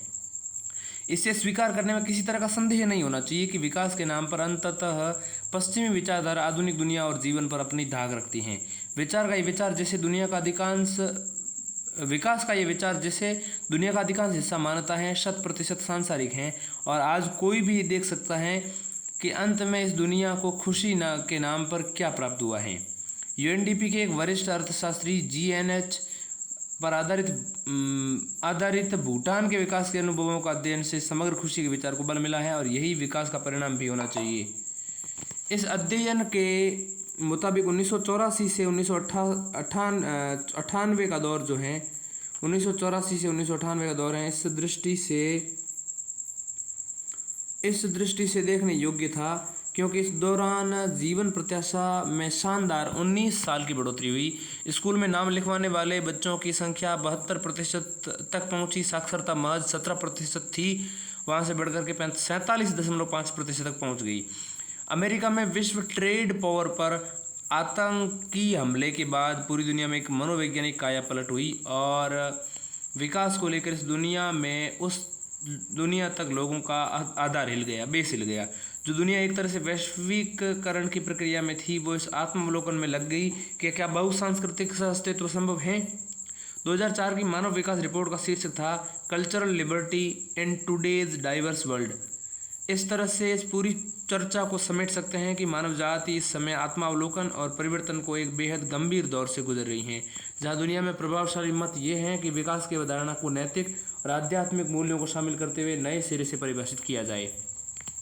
लेकिन अब तक विकास के प्रतिपादकों को ये मानने में संकोच है कि जीवन का एक गैर भौतिक हिस्सा भी है, और विकास को खुशी के साथ जोड़ने के लिए इसे अनुभव किए जाने की आवश्यकता है। अब हम बात करते हैं खुशहाली, हैप्पीनेस। विश्व खुशहाली रिपोर्ट 2023 को संयुक्त राष्ट्र संघ की एजेंसी SDSN द्वारा 2023 में 20 मार्च को अंतर्राष्ट्रीय खुशहाली दिवस के दिन प्रकाशित किया गया। 20 मार्च के दिन जो है अंतर्राष्ट्रीय खुशहाली दिवस होता है। विश्व के 137 राष्ट्रों की इस रिपोर्ट में दुनिया को उनके नागरिकों द्वारा रिपोर्ट की गई खुशहाली के आधार पर रैंक यानी पद प्रदान किया जाता है। श्रृंखला में प्रकाशित इस रिपोर्ट 11वीं रिपोर्ट 2014 में इसका प्रकाशन नहीं हुआ था। 11वीं रिपोर्ट है द्वारा राष्ट्रों की लोक नीति को दिशा निर्देश देने के लक्ष्य से उनकी खुशहाली को निम्न 6 चरों यानी वेरिएबल्स के आधार पर मापा गया। कौन कौन से 6 चर हैं, ध्यान दीजिएगा। पहला, प्रति व्यक्ति GDP क्रय शक्ति तुल्यता के आधार पर, ठीक। इसके अलावा दूसरा है सामाजिक सहयोग यथा किसी विश्वासी का होना। तीसरा, स्वस्थ जीवन प्रत्याशा। चौथा, जीवन में चयन की स्वतंत्रता। पांचवा, उदारता। छठा, भ्रष्टाचार का बोध। ऊपर दिए गए 6 संकेतकों के अतिरिक्त गैलप वर्ल्ड पोल यानी कि GWP द्वारा निम्न 3 विषय परक संकेतकों पर भी लोगों के मत लिए गए। जीवन मूल्यांकन, लाइफ इवैल्यूएशन। इसके अलावा इसके अंतर्गत 0 से 10 के बीच बदतर और सबसे बेहतर का विकल्प दिया गया। सकारात्मक भावनाएं, पॉजिटिव इमोशंस, इसके अंतर्गत लोगों से पोल के दिन और उसके एक दिन पूर्व खुशी, हंसी और आनंद देने, हैप्पीनेस, लव एंड एंजॉयमेंट जैसी भावनाओं को जानकारी देनी थी। इसके अलावा नकारात्मक भावनाएं, नेगेटिव इमोशंस, इसके अंतर्गत लोगों से पोल के दिन और उसके एक दिन पूर्व चिंता, उदासी, क्रोध, वरी, सैडनेस, एंगर जैसी भावनाओं को जानकारी देनी थी। प्रमुख अंश, मेजर हाइलाइट्स। रिपोर्ट के प्रमुख अंश पर निम्न प्रकार जो है उन पर नजर डाल सकते हैं। शीर्ष 10 खुशहाल देश में रैंक में घटते हुए क्रम में फिनलैंड छठे वर्ष प्रथम रैंक पर, लगातार छठे वर्ष प्रथम रैंक पर फिनलैंड। दूसरा डेनमार्क, फिर आइसलैंड, फिर इजराइल जो है विश्व पिछले वर्ष 9वें रैंक पर था। 2023 में जो है इसकी रैंक सुधर करके यहाँ पर जो है चौथे नंबर पे आ गई हैं। नीदरलैंड, स्वीडन, नॉर्वे, स्विट्जरलैंड, इसके अलावा लग्जमबर्ग एवं न्यूजीलैंड, ये देश जो हैं, ठीक है। शीर्ष 10 खुशहाल देश की बात कर रही है। अब शीर्ष 20 खुशहाल देश जो हैं, शीर्ष 10 के अतिरिक्त घटते क्रम में Australia, Canada, Ireland, USA, Germany, Belgium, चेकिया, यूके, लिथुआनिया पिछले वर्ष 52वें रैंक पर था। लिथुआनिया जो है उसमें सुधार आया है। भारत का रैंक 126वां है। वर्ष 2022 की रिपोर्ट में तुलना में 10 रैंक ऊपर आया है। विश्व के 146 देशों में शामिल किया गया है, ठीक है। 126वां है। पिछली बार रैंक थी वो 146 थी। इस बार जो है नहीं, 146 देशों में जो है पिछली बार 136वीं रैंक थी, इस बार 126वीं रैंक है। वर्ष 2022 की रिपोर्ट की तुलना में 10 रैंक में सुधार आया है। 2023 में इसका 126वां स्थान है। 146 देशों में से 126वां स्थान भारत ने हासिल किया है। भारत के पड़ोसी देशों में रैंक देखें तो वर्तमान और पिछला दोनों बता देता हूँ। वर्तमान जो रैंक है,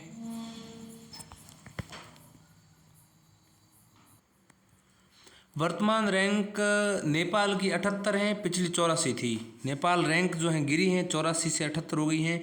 बांग्लादेश की वर्तमान रैंक 118 है, पिछली 94 थी, तो 94 से 118 पे पहुंच गई वर्तमान रैंक, ये भी घटी है। इसके अलावा श्रीलंका 112 थी, पिछली बार 127 थी, अब 112 हो गई है, तो इसकी रैंक में जो है सुधार आया है। इसके अलावा देखें तो भूटान वर्ष 2020 से शामिल नहीं किया गया, जो 2019 की 156 देशों की रिपोर्ट में 95वें स्थान पर 95वें रैंक पर था। 2019 से 2020 से शामिल नहीं किया गया है, वर्ष 2020 से इस रिपोर्ट में।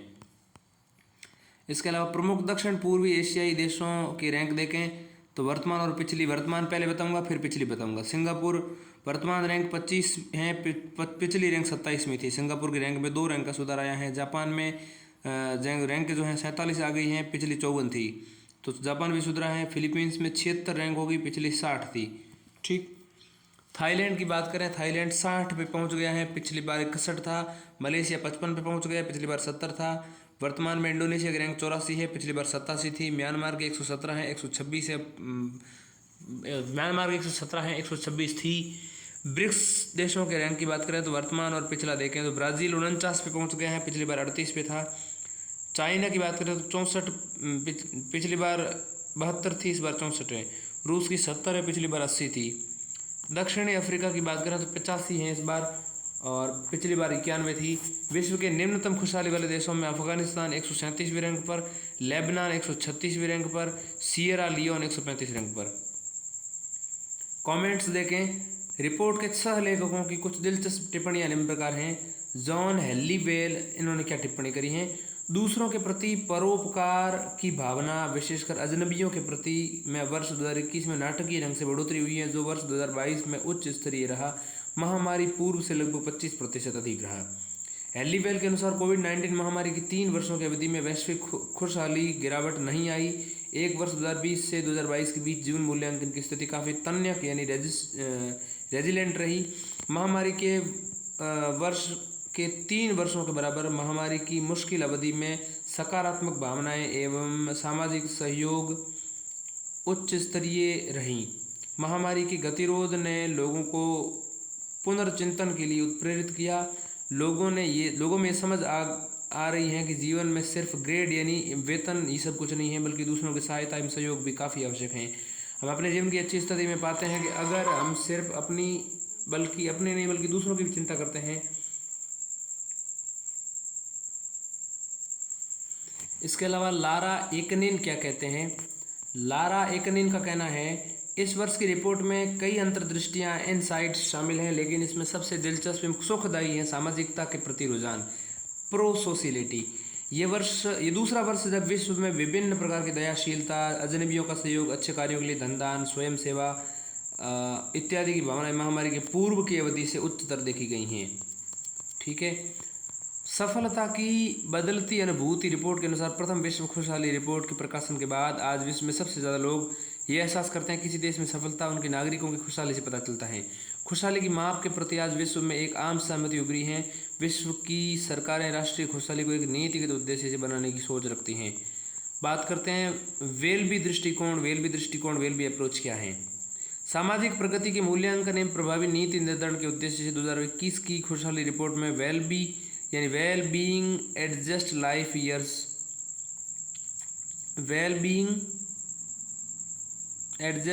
लाइफ ईयर नामक एक अवधारणा का उपयोग किया गया। इसके अंतर्गत जीवन के दोनों पहलुओं को शामिल किया गया, जीवन की गुणवत्ता और जीवन की लंबाई।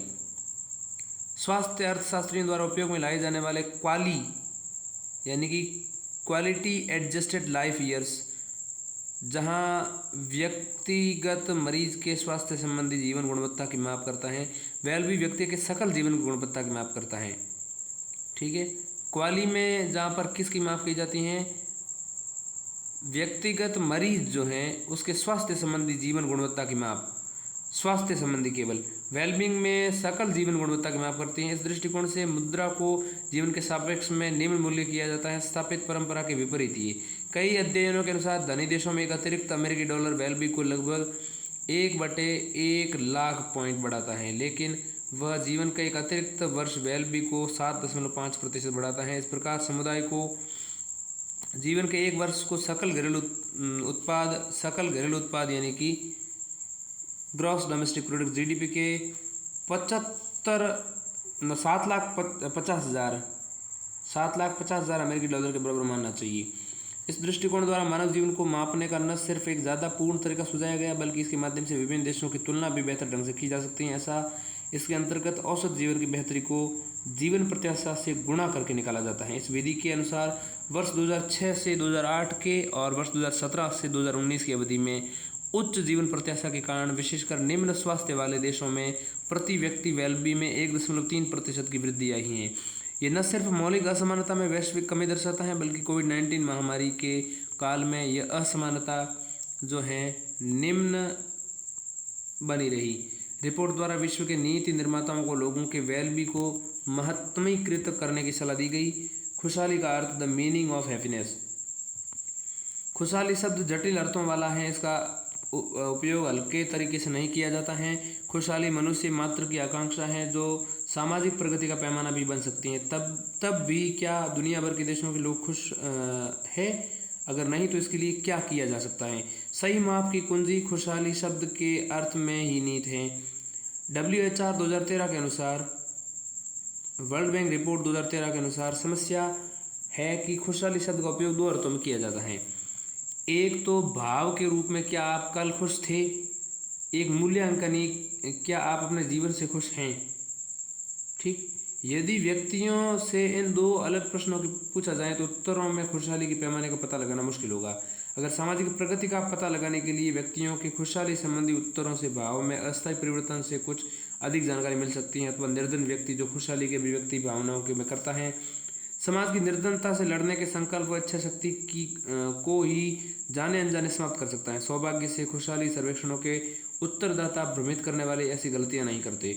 दोनों ही विश्व खुशहाली रिपोर्टों में ये दर्शाया गया है कि उत्तर देने वाला खुशहाली एक भावना और जीवन संतुष्टि के अर्थ में खुशहाली में अंतर की पहचान रखते हैं।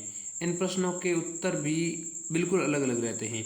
अत्यंत गरीब व्यक्ति भी एक समय के विशेष भावनात्मक रूप से खुद को खुशहाल कह सकता है, जबकि समग्र रूप से जीवन के प्रति अपनी धारणा के बारे में खुशहाली का स्तर बहुत कम होता है।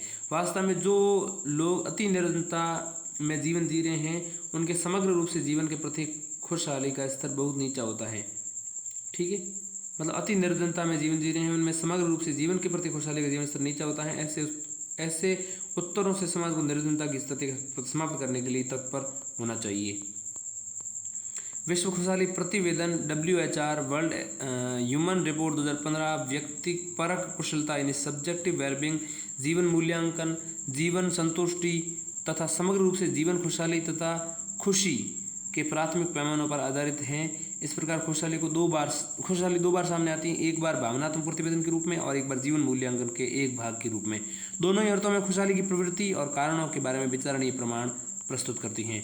अब हम बात करते हैं बैकग्राउंड यानी पृष्ठभूमि की। जुलाई 2011 में संयुक्त राष्ट्र आम सभा में एक संकल्प पारित किया गया, जो जुलाई 2011 की बात हो रही है। 2011 में इस संकल्प में क्या हुआ, इस संकल्प ने देशों को अपनी जनता की खुशहाली अथवा सुखानुभूति मापने के लिए आमंत्रित किया। इसका उपयोग जन नीतियों को निर्देशित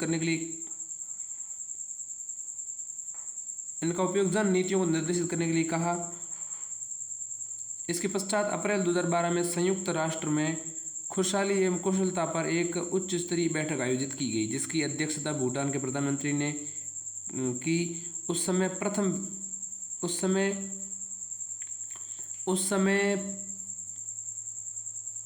प्रथम विश्व खुशहाली रिपोर्ट 2012 प्रकाशित हुई। उसके कुछ महीनों बाद कुशलता को मापने के अंतर्राष्ट्रीय मानदंड के रूप में OECD मार्गदर्शक आए। OECD guidance on measuring subjective wellbeing, Paris में organisation for economic cooperation and development 2013। OECD यानी ऑर्गेनाइजेशन फॉर इकोनॉमिक कोऑपरेशन, आर्थिक सहयोग एंड विकास, आर्थिक सहयोग और विकास संघ 2013 OECD। अब बात करते हैं खुशहाली के विचार की पुनर्कल्पना। री imagining the idea of happiness. मानवता के लिए सुखमय जीवन न केवल संतों, फकीरों और दार्शनिक बल्कि अर्थशास्त्रियों का भी लक्ष्य रहा है। अर्थशास्त्र संबंधी जितने भी साहित्य हैं, उन्नति, वृद्धि, विकास पर वे अंततः मानव जीवन में अधिक सुख और आनंद लाने के लिए लक्षित रहे हैं। समय के साथ साथ अलग अलग विचार सामने आते रहे हैं। इस अत्यंत आत्मपरक शब्दावली खुशहाली और आनंद की व्याख्या करते हुए अंततः मानवता आज यहाँ तक पहुँची है। एक समय ऐसा भी आया जबकि विद्वानों और विश्व नेताओं ने एक चरम प्रश्न उठाया, क्या आज हम अधिक खुशहाल हैं? पूरी दुनिया में इसकी जांच परीक्षा के पश्चात संयुक्त राष्ट्र संकल्प 2011 आया, जिसमें सदस्य देशों का आह्वान किया गया वे अपने लोगों की खुशहाली के स्तर को मापें और इसी आधार पर जन नीतियों का निर्माण करें। वर्ल्ड ह्यूमन रिपोर्ट 2012 एक रोचक और आंखें खोलने वाला दस्तावेज है। आने वाले समय में नीति निर्माताओं के बीच जो बदलाव अपेक्षित हैं उन्हें समझने के लिए प्रथम वर्ल्ड ह्यूमन रिपोर्ट से कुछ विचारों को समझना श्रेयस्कर होगा। पहला यह है कि यह चरम विरोधाभासों का युग है। एक और जहां दुनिया में अकल्पनीय परिष्कार वाली तकनीक का लोग आनंद उठा रहे, वहीं 1 बिलियन लोगों के पास पर्याप्त भोजन भी नहीं है। विश्व अर्थव्यवस्था आधुनिक तकनीक और सांगठनिक प्रगति के बूते पर उत्पादकता के नए शिखर छू रही हैं, लेकिन साथ ही उसी अनुपात में इससे प्राकृतिक पर्यावरण का क्षय हो रहा है। पारंपरिक पैमाने पर देखें तो उनके देशों में भारी आर्थिक प्रगति हुई है, लेकिन इसके साथ ही आधुनिक जीवन में मोटापा, धूम्रपान, मधुमेह, अवसाद आदि व्याधियां बढ़ रही हैं। बुद्ध और अरस्तु जैसे संत महात्माओं ने मानवता को बार बार आगाह किया था कि केवल भौतिक उपलब्धि हमारी आंतरिक आवश्यकताओं की पूर्ति नहीं कर सकती। भौतिक वस्तुओं का उपयोग मानवीय आवश्यकताओं, विशेषकर कष्टों को दूर करने, सामाजिक न्याय और आनंद की प्राप्ति के लिए किया जाना चाहिए। WHR यानी वर्ल्ड ह्यूमन रिपोर्ट 2012 अमेरिका विश्व की आर्थिक महाशक्ति के बारे में एक उदाहरण प्रमुखता से प्रस्तुत करता है, जिसने पिछली आधी सदी के दौरान उच्च आर्थिक और तकनीकी प्रगति की, लेकिन नागरिकों की आत्म प्रतिवेदित यानी सेल्फ रिपोर्टेड प्रसन्नता में बिना कोई वृद्धि किए जो वहाँ विद्यमान आज की निम्नलिखित गंभीर चिंताओं को प्रकट करता है, जैसे अनिश्चितता एवं चिंता चरम पर है। इसके अलावा दूसरा, सामाजिक में आर्थिक असमानता में भारी वृद्धि। इसके अलावा तीसरा, सामाजिक विश्वास एवं भरोसे में कमी। चौथा, सरकार में भरोसा सर्वकालिक रूप से निम्न। शायद इन्हीं कारणों से अमेरिका में दशकों की सकल घरेलू उत्पाद यानी GNP में बढ़त के बावजूद जीवन संतुष्टि स्तर है वो स्थिर रहा है। तीसरा बिंदु यह है, ये समझना बेहतर होगा कि निर्धनता, चिंता, पर्यावरण क्षय, अप्रसन्नता अगर विपुल प्रचुरता की वास्तविकताएं हैं तो ये अनायास नहीं है और मात्र जिज्ञासा का विषय नहीं है। इन पर तत्काल ध्यान देने की जरूरत है। मानव इतिहास के इस मुकाम पर ज्ञातव्य है कि आज हम एक नए युग में प्रवेश कर रहे हैं, जिससे हमारी भूप्रणाली वैज्ञानिकों ने एंथ्रोपोसिन नाम दिया है।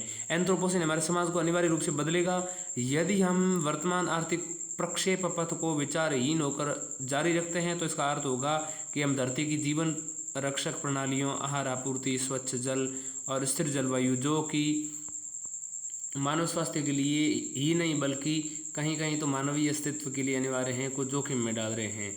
आने वाले वर्षों और दशकों में धरती के कुछ भंगुर भागों में जीवन वास्तव में कठिन हो जाने वाला है। हम जीवन रक्षक प्रणालियों में आई गिरावट को अभी से हॉर्न ऑफ अफ्रीका तथा मध्य एशिया के कुछ शुष्क इलाकों में महसूस कर रहे हैं। दूसरी ओर हॉर्न ऑफ अफ्रीका जो अफ्रीका में है, ध्यान दीजिएगा। इसके अलावा दूसरी तरफ हम बुद्धिमत्ता पूर्वक आगे बढ़ें तो पूरी दुनिया में जीवन की गुणवत्ता को बढ़ाते हुए धरती की सुरक्षा कर सकते हैं। ऐसा उन जीवन शैलियों और तकनीकों का इस्तेमाल करके कर सकते हैं जो खुशहाली यानी जीवन संतुष्टि की अभिवृद्धि करती हैं। दूसरी ओर पर्यावरण को मानव समाज से हुई क्षति को भी कम कर सकते हैं। कल्याण यानी वेलबींग, सामाजिक समावेशिता, पर्यावरण धारणीयता को मिलाकर एक शब्दावली बनी है, धारणीय विकास यानी सस्टेनेबल डेवलपमेंट। निष्कर्ष रूप से इसमें संदेह नहीं है कि खुशहाली की खोज धारणीय विकास की खोज से अत्यंत सघन रूप से जुड़ी हुई है। चौथा बिंदु ध्यान देने की ये आवश्यकता है कि एक निर्धन समाज में भौतिक उपलब्धि की चाह विशेष आधार जरूर बनाता है। उच्चतर घरेलू आय अथवा उच्च प्रति व्यक्ति सकल घरेलू उत्पाद निर्धनों के जीवन में सुधार को रेखांकित करता है। निर्धन लोग अनेक प्रकार की वंचनाओं का संकट झेलते हैं। अपर्याप्त आहार आपूर्ति, आयप्रद रोजगार, स्वास्थ्य सेवा तक पहुँच, सुरक्षित आवास, सुरक्षित जल, स्वच्छता एवं शैक्षिक अवसर। एकदम निचले स्तर पर आय में वृद्धि से निश्चित रूप से मानवीय कल्याण की स्थिति सुधरती है। इसमें कोई आश्चर्य नहीं है कि अल्प आय में वृद्धि से निर्धन लोग अपनी संतुष्टि की अभिव्यक्ति करते हैं। आय वर्णक्रम यानी इनकम स्पेक्ट्रम के विपरीत छोर पर उच्च आय वर्ग के अधिकतर लोगों द्वारा मूलभूत वंचनाओं को पराजित कर लिया गया है। उनके पास दैनिक जरूरतों के लिए पर्याप्त भोजन है, आवास तथा मूलभूत सुविधाओं जैसे स्वच्छ जल, स्वच्छता, वस्त्र आदि।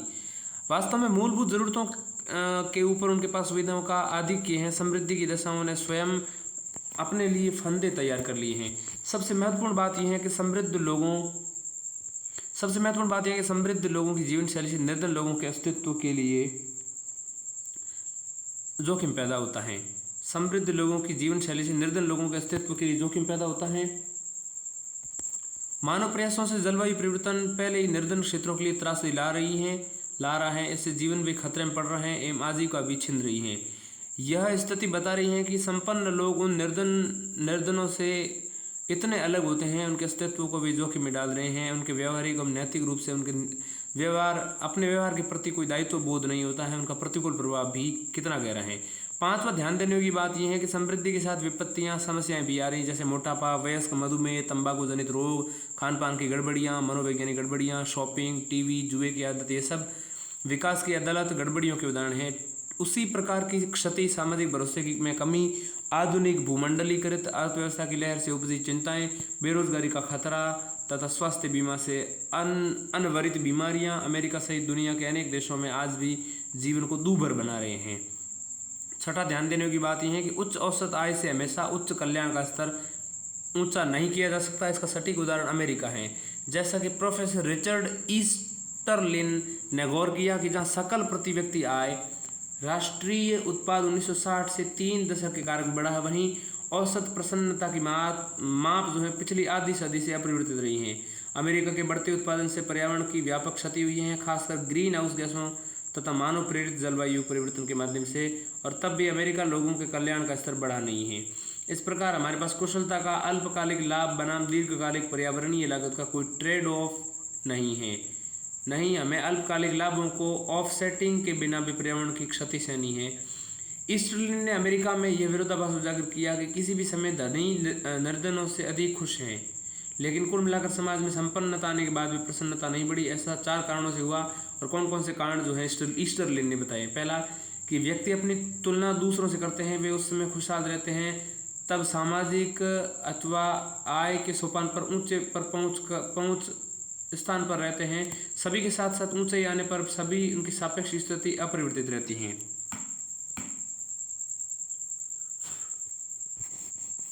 दूसरा, लाभों में समान हिस्सेदारी नहीं की, बल्कि वे अधिक लाभ में रहे जो आय एवं शैक्षिक वितरण में शीर्ष पर थे। तीसरा, अन्य सामाजिक कारकों, असुरक्षा, सामाजिक भरोसे में कमी, सरकार के प्रति भरोसे में कमी ने उच्च आय के लाभ लोगों को महसूस नहीं होने दिया। इसके अलावा जब व्यक्तियों की आय बढ़ती है तो उनकी खुशहाली में एक आरंभिक उछाल आता है, लेकिन बढ़ी हुई आय के साथ अनुकूल के साथ वे खुशहाली के पुराने स्तर पर लौट आते हैं। यह परिघटना धनी देशों में आर्थिक वृद्धि प्राप्त करने के बाद खुशहाली को बढ़ाने में रुकावट बन जाती है। वास्तव में प्रति व्यक्ति आय, घरेलू उत्पाद यानी जीडीपी में सतत वृद्धि खुशहाली का रास्ता है। इस सूत्र इन फॉर्मूला पर संदेह करने के अन्य सामान्य कारण भी हैं। जबकि कुछ हद तक खुशहाली की वृद्धि कर सकती हैं। उच्चतर आय की आकांक्षा वास्तव में व्यक्ति की खुशहाली को कम कर देती है। दूसरे शब्दों में अधिक पैसा होना अच्छा हो सकता है, लेकिन इसके लिए लालायित रहना उचित नहीं हो सकता। मनोवैज्ञानिकों ने बार बार ये दिखाया है कि उच्च आय के लिए उच्च प्रीमियम चुकाने वाले लोग सामान्यतया कम सुखी होते हैं, जबकि उनके मुकाबले वे व्यक्ति अधिक सुखी होते हैं जो उच्चतर आय की लालसा नहीं रखते। अरस्तु और बुद्ध ने मानवता को यह उपदेश दिया था कि उनकी एक और तपश्चर्या और दूसरी ओर भौतिक समृद्धि की लालसा के बीच मध्य मार्ग का अनुसरण करें। इसके अलावा 8वां बिंदु ध्यान रखिए, ये बात है कि एक और समस्या है नई भौतिक आवश्यकताओं का अनवरत विज्ञापनों के माध्यम से सृजन, जिसमें शक्तिशाली रूपकों यानी इमेजनरीज के साथ ही प्रलोभन के अन्य साधनों का उपयोग किया जाता है। चूँकि ये रूपक और बिंब विधान हमारे उपयोग के समस्त डिजिटल उपस्करों पर उपलब्ध हैं, विज्ञापन का अभूतपूर्व प्रभाव हमारे बीच बन रहा है। आज विज्ञापन $500 बिलियन प्रति वर्ष का व्यवसाय बन गया है। इसका लक्ष्य तृप्ति और संतुष्टि पर विजय पाना है। आवश्यकताओं और लालसाओं का सतत सृजन करके विज्ञापनकर्ता और विपणनकर्ता इसके लिए लोगों की मनोवैज्ञानिक कमजोरियों में अचेतन में पल रही इच्छाओं का लाभ उठाते हैं। सिगरेट, कैफीन, चीनी और ट्रांस फैट सभी लालसा पैदा करने वाली चीज़ें हैं। अगर इन्हें सीधे सीधे व्यसन न भी माने तो भी भौतिक बिंब विधान को लगातार साफ साफ दिखाकर फैशन को बेचा जाता है। उसी प्रकार विभिन्न उत्पादों को उच्च सामाजिक स्थिति से न कि वास्तविक ज़रूरतों से जोड़कर दिखाया जाता है और बेचा जाता है। नवा ध्यान देने की बात यह है कि धनी बनकर सुखी बनने के चिंतन को आज की सीमांत उपयोगिता के ह्रास के नियम से भी चुनौती मिलती है। ह्रास का नियम क्या है, ध्यान दीजिएगा। इसके अलावा एक निश्चित बिंदु पर उपलब्धियां लाभ बहुत कम छोटे होते हैं। इसका अर्थ यह हुआ कि निर्धन लोग आय से में कुछ डॉलर का इजाफा होने पर धनी लोगों से अधिक खुशहाल या सुखी होते हैं।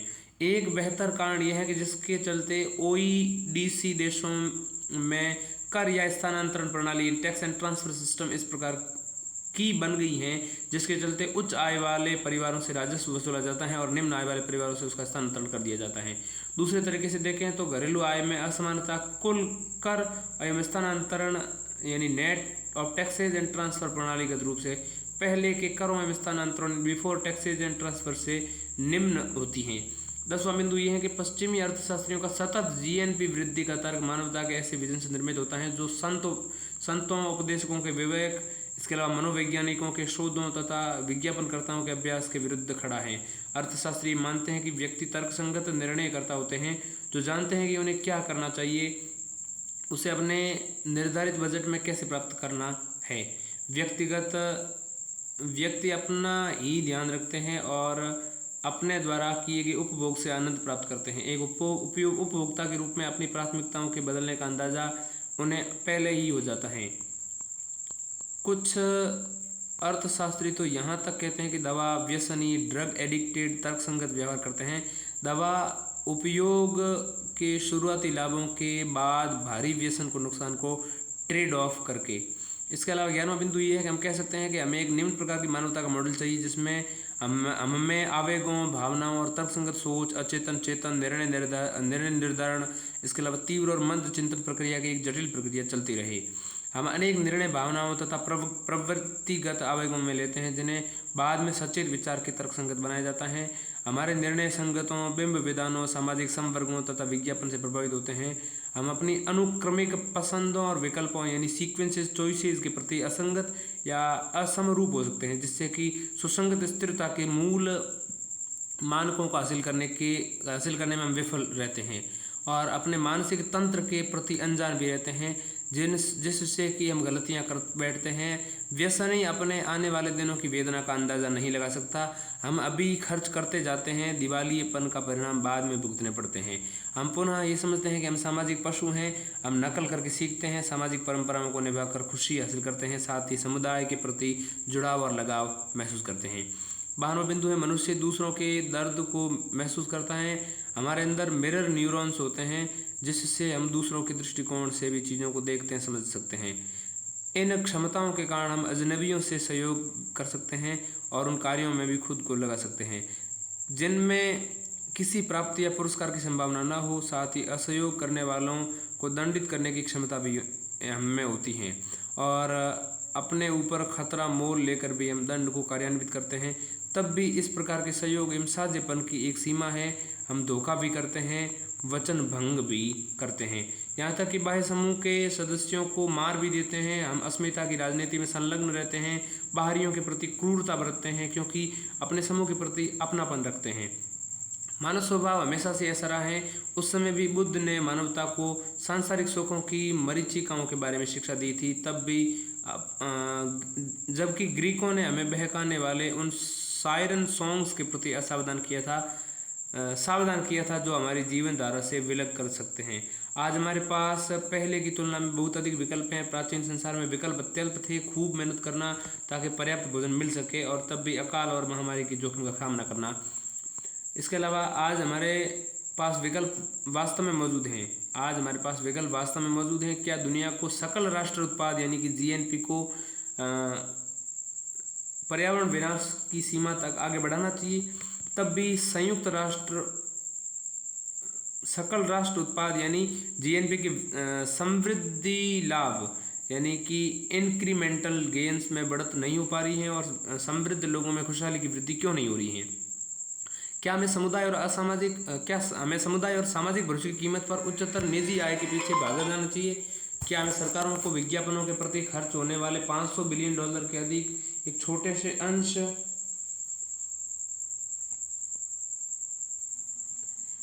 13 बिंदु फिर से देख लो। आज हमारे पास विकल्प मौजूद हैं। क्या दुनिया को सकल राष्ट्र उत्पाद यानी जीएनपी को पर्यावरण विनाश की सीमा तक आगे बढ़ाना चाहिए? जब भी जीएनपी की समृद्धि लाभ में बढ़त नहीं हो पा रही है तो समृद्ध वर्गों में खुशहाली की वृद्धि नहीं हो रही है। क्या हमें समुदाय और सामाजिक भरोसे की कीमत पर उच्चतर निजी आय के पीछे भागना चाहिए? क्या सरकारों को विज्ञापन पर प्रतिवर्ष खर्च होने वाले $500 बिलियन अमेरिकी डॉलर के छोटे से अंश को इस काम के लिए खर्च नहीं करना चाहिए कि लोगों और परिवारों को अपनी प्रेरणा, आवश्यकताओं और उपभोक्ताओं के रूप में अपनी ज़रूरतों को बेहतर ढंग से समझने में मदद मिले? क्या हमें समाज के कुछ हिस्सों को मुनाफे की प्रेरणा से बाहर निकलकर समाज के सहयोग, भरोसा और सामुदायिकता को बढ़ाने के लिए काम नहीं करना चाहिए? हाल के एक विश्लेषण में फिनलैंड की स्कूली व्यवस्था की उत्कृष्टता के बारे में कहा गया है कि इसे स्कूल में सामुदायिकता या समानता की भावना जागृत करके हासिल किया गया है। यह अमेरिका की शिक्षा सुधार से बिल्कुल अलग है, जहां जोर परीक्षा, माप और विद्यार्थियों के जांच प्रदर्शन पर आधारित शिक्षकों के वेतन पर है। इसके अलावा मानव व्यवहार की अंतर्दृष्टि यानी इनसाइट टू ह्यूमन बिहेवियर। विश्व बैंक ने अपनी रिपोर्ट में विश्व विकास रिपोर्ट 2015 दिमाग, समाज और व्यवहार में कहा है कि विकास की नीतियां अब ज़्यादा प्रभावी हो जाती हैं जब उन्हें मानव व्यवहार के ज्ञान के साथ मिला दिया जाए। इसमें आगे कहा गया है कि व्यवहार परक अर्थशास्त्र की जानकारी देने वाले नीति निर्णय विकास को बढ़ावा देने और समाज के भले के लिए प्रभावशाली सुधार ला सकते हैं। इसमें भारत के स्वास्थ्य और शिक्षा के क्षेत्र में कुछ उदाहरण दिए गए हैं, जैसे जब कुछ चुनिंदा गांवों में समुदाय के नेतृत्व में पूर्ण स्वच्छता यानी CLTS कार्यक्रम शुरू किया गया, जिसमें शौचालय निर्माण पर सब्सिडी दी गई। इसमें फैलने वाली बीमारियों के बारे में बताया गया तो खुले में शौच जाना बड़ी संख्या में 11% तक कम हो गया। माइक्रो फाइनेंस उपभोक्ताओं और उनसे पैसा वसूलने वाले समूहों के बीच होने वाली मियाद बैठकों की अवधि मासिक की बजाय साप्ताहिक करने से ऋण न चुकाने के मामले 3 गुना तक कम हो गए।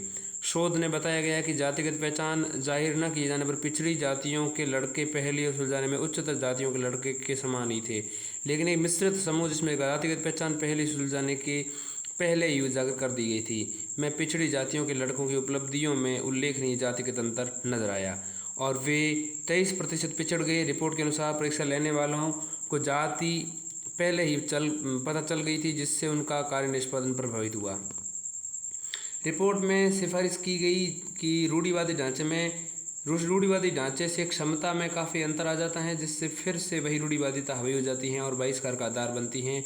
यह एक विष चक्र बन जाता है। इस चक्र को तोड़ने के तरीके ढूंढकर वंचितों का बड़े पैमाने पर भला किया जा सकता है। सामाजिक मानदंड, संस्कृति और विकास, social norms and culture development, आर्थिक विकास। अब हम समझेंगे सामाजिक मानदंड और संस्कृति और विकास। सामाजिक मानदंड, संस्कृति और विकास यानी social norms, culture and development. आर्थिक विकास न सिर्फ राजकोषीय नीति, मौद्रिक नीति और कराधान को सही करने पर निर्भर करता है, बल्कि इसका आधार इंसान के मनोविज्ञान, समाजशास्त्र, संस्कृति और मानदंडों में भी होता है। अर्थशास्त्र के पेशे में इसका थोड़ा विरोध हुआ क्योंकि इसका अर्थ एक तरह से शास्त्रों को शास्त्रों को आसपास रखने का आधार देना होता। 2015 की विश्व विकास रिपोर्ट WDR विकास के व्यवहार परक और सामाजिक आधारों पर केंद्रित है और उससे अच्छी स्वीकृति भी मिली है। सरकारी दस्तावेजों सामान्यतः रूखे, स्पष्ट, अवसर, विकास और आर्थिक क्षमता को बढ़ाने में सामाजिक मानदंडों और संस्कृति का कोई उल्लेख नहीं करते। हालांकि अब ऐसी रचनाएं भी बढ़ती जा रही हैं जो सामाजिक मानदंड और सांस्कृतिक परंपराएं, आर्थिक क्षमता और विकास के महत्वपूर्ण अंग हैं। आज इसे दर्शाने वाले देश में व्यापक शोध और लेबोरेटरी एक्सपेरिमेंट मौजूद हैं। अक्सर ही कहा जाता है कि देश का विकास इसके संसाधनों, मानव शक्ति और आर्थिक नीतियों, उदाहरण के लिए राजकोषीय और मौद्रिक नीति की दिशा पर निर्भर करता है, लेकिन इसके साथ ही सांस्कृतिक, सामाजिक मानदंड भी हैं जो समाज में व्याप्त हैं। ऐसे समाज जो निजी एकता यानी इंटीग्रिटी और विश्वास यानी ट्रस्ट वर्थिनेस से संपन्न होते हैं, उन्हें ये स्वाभाविक लाभ होता है कि किसी तीसरे पक्ष को अनुबंध यानी कॉन्ट्रैक्ट लागू नहीं करने पड़ते। बाहर जाने वालों के लिए यह जानकारी कि खास समाज विश्वसनीय है व्यापार कारोबार के लिए काफ़ी है। विकास के इन सामाजिक कामों को आर्थिक नीतियों पर रचनाओं में पर्याप्त पहचान क्यों नहीं मिलती? इसकी एक वजह यह है कि अर्थशास्त्र के लिए मददगार यह सामाजिक गुण कैसे हासिल किए जाते हैं, इसे पूरी तरह से समझा नहीं जा सका। सौभाग्य से एक नया विषय व्यवहार परक अर्थशास्त्र बिहेवियरल इकोनॉमिक्स हमें परंपराओं और स्वभाव के निर्माण पर कुछ ध्यान देने जा रहा है। उदाहरण के लिए, यह मानी हुई बात है कि जिन पर भवनों और कार्यस्थलों का रखरखाव ज़्यादा साफ सुंदर किया जाता है, वहाँ लोग ज़्यादातर ईमानदार और भ्रष्ट आचरण से बचने वाले होते हैं। ये लगभग इसी तरह से है कि हमारी मानसिक झुकाव हो गया है कि एक अच्छे वातावरण को भ्रष्ट आचरण से बर्बाद न करें। इसके अलावा न्यूयॉर्क शहर में दीवारों से भित्ति चित्र यानी कि ग्राफिक हटाकर शहर की साफ सफाई करके वहाँ अन्य चीज़ों के अलावा भारी संख्या में होने वाले अपराधों पर नियंत्रण पाया गया है। न्यूयॉर्क पुलिस विभाग में गुंडागर्दी रोकने और सार्वजनिक स्थलों को विकसित करने वाले भित्ति लेखन यानी कि ग्राफिक हटाने का फैसला किया। शहर के सौंदर्य बोध यानी कि एस्थेटिक को ज़्यादा सुंदर बनाने से संभावित अपराधियों को कम करने को प्रेरित किया जा सका है। किसी को भी आम उदाहरण मेट्रो में सफ़र करने वाले व्यवहार में देख सकता है। व्यापक रूप से देखा गया है कि लोग दिल्ली की साफ सुथरी मेट्रो में यात्रा के दौरान बेहतर बर्ताव करते हैं। कुछ का कहना है कि वे अपने बुरे बर्ताव को वापस ज़मीन तक आने के लिए टाल देते हैं। इस तरह यह समाजशास्त्र के प्रभावशाली टूटी खिड़की ब्रोकन विंडो के सिद्धांत के अनुरूप हैं। इनके अनुसार लोग छोटे स्तर के असामाजिक व्यवहार को नियंत्रित करने के लिए छोटे छोटे कदम उठाते हैं, तो इससे स्वाभाविक रूप से बड़े अपराधों और भ्रष्टाचार के कृत्यों पर एक निरोधी असर होता है। इसके अलावा समूचे समाज को नागरिकों को कुछ सामूहिक गुणों जैसे कि ईमानदारी, विश्वसनीयता की असली पहचान और जागरूकता को अपनाने के काबिल बनाती हैं और सर्वव्यापी मुफ्त के फायदे उठाने की समस्या से निजात दिलाती हैं। अर्थशास्त्र में इस तरह की रचनाएं बढ़ रही हैं जिनके अनुसार समाज अनुकूल व्यवहार, जिसमें परोपकारिता और विश्वसनीयता शामिल है, इंसानों में जन्मजात होता है और अर्थव्यवस्था को प्रभावी ढंग से चलाए रखने के लिए एक महत्वपूर्ण तत्व के रूप में काम करता है। दूसरे शब्दों में, इंसानों में दूसरे लोगों के लिए निजी फायदे से ऊपर उठने की स्वाभाविक क्षमता होती है या इस तरह की ज़रूरत होती है क्योंकि उस व्यक्ति ने एक वायदा किया हुआ है। यह विशेषता भले ही इंसान में क्रमिक विकास से ही हो रही हो, लेकिन आज इनकी मौजूदगी को हाल के अध्ययनों में लेबोरेटरी टेस्ट के जरिए दर्शाया गया है। दूसरा, मूल्य और अर्थशास्त्र वैल्यूज एंड इकोनॉमिक्स। मनोविज्ञान और विकास पर जीव विज्ञान में एक शोध से दर्शाया गया है कि नैतिकता, परोपकार और मूल्य में मापी जाने वाली अन्य बातें इंसानी दिमाग का जन्मजात हिस्सा होती हैं। फिर भी जिस परिवेश में एक व्यक्ति रहता है उनका पोषण कर सकती हैं या कुचल सकती हैं। हालांकि इंसानी और नैतिक मूल्यों की पहचान का आर्थिक विकास पर भारी असर पड़ सकता है, लेकिन इनका अर्थशास्त्र में देरी से प्रवेश हुआ है, इसलिए इस पर रचनाएं नई और छोटी हैं। दरअसल हालिया शोध दिखाते हैं कि भारत में कुछ अच्छे लोग होने से व्यवहार का स्तर ऊपर उठ सकता है, जिससे हम कुल मिलाकर एक बेहतर समाज बना सकते हैं। इसके प्रमाण भी हैं कि सामाजिक मानदंड और आदतें जो पहले नज़र में किसी समाज में अंदर तक सीमाएं लगाती हैं, अल्पकाल में बदल सकती हैं। इस तर्क से तो किसी देश के लिए सामाजिक मानदंडों को विकसित और पोषित किया जा सकता है जो अधिक सक्रिय अर्थव्यवस्था को सक्षम करें। एक देश की आर्थिक प्रगति की बात करें करते हुए सारा ध्यान प्रशंसा आलोचना दोनों सामान्यतः सरकार पर केंद्रित रहे। हालांकि ये पहचानना महत्वपूर्ण है कि बहुत कुछ नागरिक समाज यानी सिविल सोसाइटी, फर्मों, किसानों और आम नागरिकों पर निर्भर होता है। ठीक है, आम नागरिकों पर निर्भर होती हैं। सामाजिक मानदंड और सामूहिक विश्वास जो इन पक्षों के व्यवहार को आकार देते हैं, किसी देश के प्रदर्शन में महत्वपूर्ण भूमिका निभाते हैं। ईमानदारी, समयबद्धता, वायदे पूरे करने की प्रवृत्ति, भ्रष्टाचार के प्रति नजरिया ऐसी विशेषताएं हैं जो सामाजिक विश्वास और मानदंड से बनती हैं और व्यवहार के तरीके आदत बन सकते हैं। इसके अलावा भारत जैसे एक लोकतंत्र में सरकार क्या कर सकती है, ये काफ़ी हद तक निर्भर करता है कि आम लोग क्या सोचते हैं और किस पर यकीन करते हैं। चुनावी राजनीति का अर्थ यही है। पहले इस पर ज़्यादा ध्यान क्यों नहीं गया, इसका एक महत्वपूर्ण कारण यह है कि पारंपरिक अर्थशास्त्र के बारे में इतना ज़्यादा नहीं लिखा गया था कि जैसे जीवन के ये गैर अर्थशास्त्रीय पहलू महत्वहीन हैं। लेकिन अब हम जानते हैं कि एक बाजार आधारित अर्थव्यवस्था नहीं चल सकती अगर पूरी तरह लोग स्वहित की सोच से ही काम करें, जहां निजी हित आर्थिक विकास का एक मुख्य कारक है। यह भी महत्वपूर्ण है कि माना जाए कि ईमानदारी, सत्यनिष्ठा और विश्वसनीयता और सीमेंट का काम करते हुए जो समाज को बांधता है। एक समय था जब अर्थशास्त्री इन सामाजिक मानदंडों, प्राथमिकताओं और परंपराओं को अपरिवर्तनीय मानकर व्यवहार करते थे। अगर ऐसा था तो उनके अवसर का विश्लेषण करने का कोई खास फायदा नहीं है। लेकिन हम जानते हैं कि लोगों में ये गुण बदलते जा सकते हैं। ईमानदारी, सत्यनिष्ठा को पोषित किया जा सकता है और भ्रष्टाचार से विमुक्तता को मजबूत किया जा सकता है। अब हम समझते हैं न्याय और लोक नीति यानी न्याय NUDGE एंड पब्लिक पॉलिसी। व्यवहारपरक अर्थशास्त्र का मानना है कि लोगों से इच्छित व्यवहार करवाने में न्याय यानी NUDGE का सफलतापूर्वक उपयोग किया जा सकता है। अंग्रेजी के शब्द न्याय का व्यवहारिक अर्थ है ध्यानाकर्षण के लिए किसी को कोहनी से हल्का धक्का देना। न्याय यानी थोड़ा सा उसको आकर्षित करके अपनी तरफ करना। ठीक है, भारत में लोक नीति निर्माण में न्याय को हाल के वर्षों में सफलतापूर्वक उपयोग में लाया गया है। स्वच्छ भारत मिशन, एक बेटी बचाओ पढ़ाओ योजनाएं जो हैं ऐसी न्याय प्रभाव की नीतियां हैं। थोड़ा सा झटका दे करके लोगों को, समाज को अपनी ओर कर लिया। इसे आगे और भी उच्चतर उद्देश्यों की प्राप्ति के उपयोग में किया जा सकता है। उदाहरण के लिए बेटी बचाओ बेटी पढ़ाओ BBBP से बेटी आपकी धन लक्ष्मी और विजय लक्ष्मी यानी BADLAV, स्वच्छ भारत से सुंदर भारत। इसके अलावा गिव इनफ LPG छूट से थिंक अबाउट द सब्सिडी। इसके अलावा कर की चोरी से कर अनुपालन। लोक नीति निर्माण में न्याय के उपयोग द्वारा प्रभावी परिणाम प्राप्त करने के लिए निम्न 3 नीति निर्देशों पर ध्यान देना आवश्यक है। लोगों के व्यवहार पर सामाजिक एवं धार्मिक मानदंडों नॉर्म्स का उच्च प्रभाव रहता है। इस प्रकार के लाभकारी मानदंडों द्वारा लोगों के व्यवहार में बदलाव संभव है। इसके लिए मित्रों एवं पड़ोसियों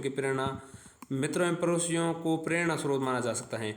चयन करने का अवसर देने पर लाभ सामान्यतः चूक यानी डिफॉल्ट को चुनते हैं। इस वास्तविकता को प्रभावी नीति निर्माण में उपयोग किया जा सकता है। इसके अलावा अच्छी आदतों का सतत निर्वाह लोगों को एक कठिन कार्य हो सकता है, अतः उन्हें बार बार स्मरण पत्र यानी रिमाइंडर और प्रबलन यानी रिफोर्समेंट भेजते रहना काफ़ी प्रभावी सिद्ध हुआ है। आम लोगों की परेशानी है कि वे सरकार की नीतियों एवं योजनाओं से अपने को जोड़ पाने में असफल हो जाते हैं। न्याय को नीति निर्माण में सफलतापूर्वक उपयोग में लाने के लिए आवश्यक है कि हम अर्थशास्त्र को आम लोगों से जोड़ें, उन्हें उन चीज़ों के माध्यम से समझाएं जिनसे उनका सामना प्रतिदिन होता है, जैसे खाने की एक थाली। अब हम समझते हैं कोविड-19 एवं विकास। कोविड-19 एंड डेवलपमेंट। आज तक विश्व के आर्थिक विकास के कई वैकल्पिक प्रारूपों मॉडल्स को देखा गया है, जिसमें वाशिंगटन सहमति, सैंटियागो सहमति, बीजिंग सहमति की उच्च प्रभावशीलता रही है। विश्व ने प्रगति के अर्थ, जो कि सिर्फ एक मौद्रिक अवधारणा थी, को बदलते हुए खुशहाली में रूपांतरित होते हुए भी देखा है। लेकिन अब तक बदलाव अपेक्षित नहीं रहे हैं। वर्तमान वैश्विक कोरोना वायरस महामारी ने विश्व के आज के विकास मॉडल पर एक गहरा प्रश्न चिन्ह लगाया है और एक बहस की शुरुआत की है। इस प्रकार हमारी महामारी के प्रति विश्व की अधूरी तैयारी के अतिरिक्त बहस में एक और महत्वपूर्ण अधूरा मुद्दा शामिल है, वह है विकास के नए दृष्टिकोण की जरूरत। पिछली सदी में 60 के दशक से चली आ रही संधारणीयता की बहस आज एक नए स्वरूप में उभर कर सामने आई है, जिसमें मुख्य बल विकास के स्थानीय आयाम पर है। विशेषज्ञों के द्वारा अब तक पर्यावरण संरक्षण और खुशहाली की प्राप्ति के लिए विकास के प्रयोग से यानी एम्पिरिकल स्थानीय दृष्टिकोण, नैतिकता पर आधारित की दृष्टि, अंतर्दृष्टि यानी इनसाइट्स प्रस्तुत की गई हैं, लेकिन वर्तमान में स्थानीय आर्थिक मॉडल का प्रस्ताव रखा जा रहा है। विश्व में बढ़ते संसाधनों की कमी, बिगड़ते पर्यावरण एवं जलवायु परिवर्तन के दिखने वाले खतरों के बीच कोविड-19 महामारी ने आम आदमी को कई मौलिक प्रश्न पूछने का विवश किया है, जिन्हें हम पूरे विश्व में सोशल मीडिया में देख रहे हैं। जीवन की आवश्यकताएं क्या हैं, कितना काफ़ी हैं, विशिष्ट यानी कि कंपिशियस उपभोग की क्या ज़रूरत है, क्या पृथ्वी हमारी मांगों को पूर्ति कर सकती है इत्यादि। विश्व के कई देशों जैसे जापान में वर्ष 2002 से पहले से ही बढ़ रही न्यूनतावादी यानी कि मिनिमलिज्म जीवनचर्या के प्रभावी मांग में कमी व्याप्त थी। अब ये महामारी आम लोगों को कम से कम तर उपभोग की तरफ प्रेरित कर रही हैं। इसके विपरीत विश्व में आज जिस आर्थिक मॉडल का वर्चस्व है उसका आधार ही लोगों के उपभोग को बढ़ाना है, ताकि उनके सारे उत्पादन उच्चतर वृद्धि और विकास की प्राप्ति की जा सके। जारी कोविड-19 महामारी ने विश्व मानव को अपने विकास के मॉडल जिस पर काफ़ी गुमान था पर मंथन करते हुए को बाध्य किया है। विशेषज्ञों द्वारा विकास के वैकल्पिक मॉडलों की पुनः सिफारिश की जा रही है। हालांकि यह काफ़ी निराशावादी विचार लगता है, लेकिन ऐसा कहा जा रहा है कि विश्व इस महामारी के कारण सदा के लिए बदल चुका है। भारत की विकास संबंधी अपनी चुनौतियां हैं, फिर भी इस मामले में आत्मनिरीक्षण यानी कि इंट्रोस्पेक्शन करने की आवश्यकता है। इस संकट के मध्य भारत कहाँ खड़ा है? कुछ विश्लेषकों का मानना है कि भारत अपने आत्मनिर्भर भारत अभियान के माध्यम से विकास के एक नए मॉडल की तलाश करने की कोशिश कर रहा है। लेकिन क्या इस अभियान में ऐसे नियामक यानी कि कोऑर्डिनेटर हैं जिनके माध्यमों से प्रकृति एवं विकास से हमारे संबंधों की पुनः परिभाषा की जा सके? इस विषय पर हम अध्याय 21 को पूरे विस्तार से पढ़ेंगे और समझेंगे। अब हम समझेंगे भारतीय अर्थव्यवस्था का उद्भव, evolution of the Indian economy, लेकिन अभी नहीं, अगले वीडियो में समझेंगे। धन्यवाद।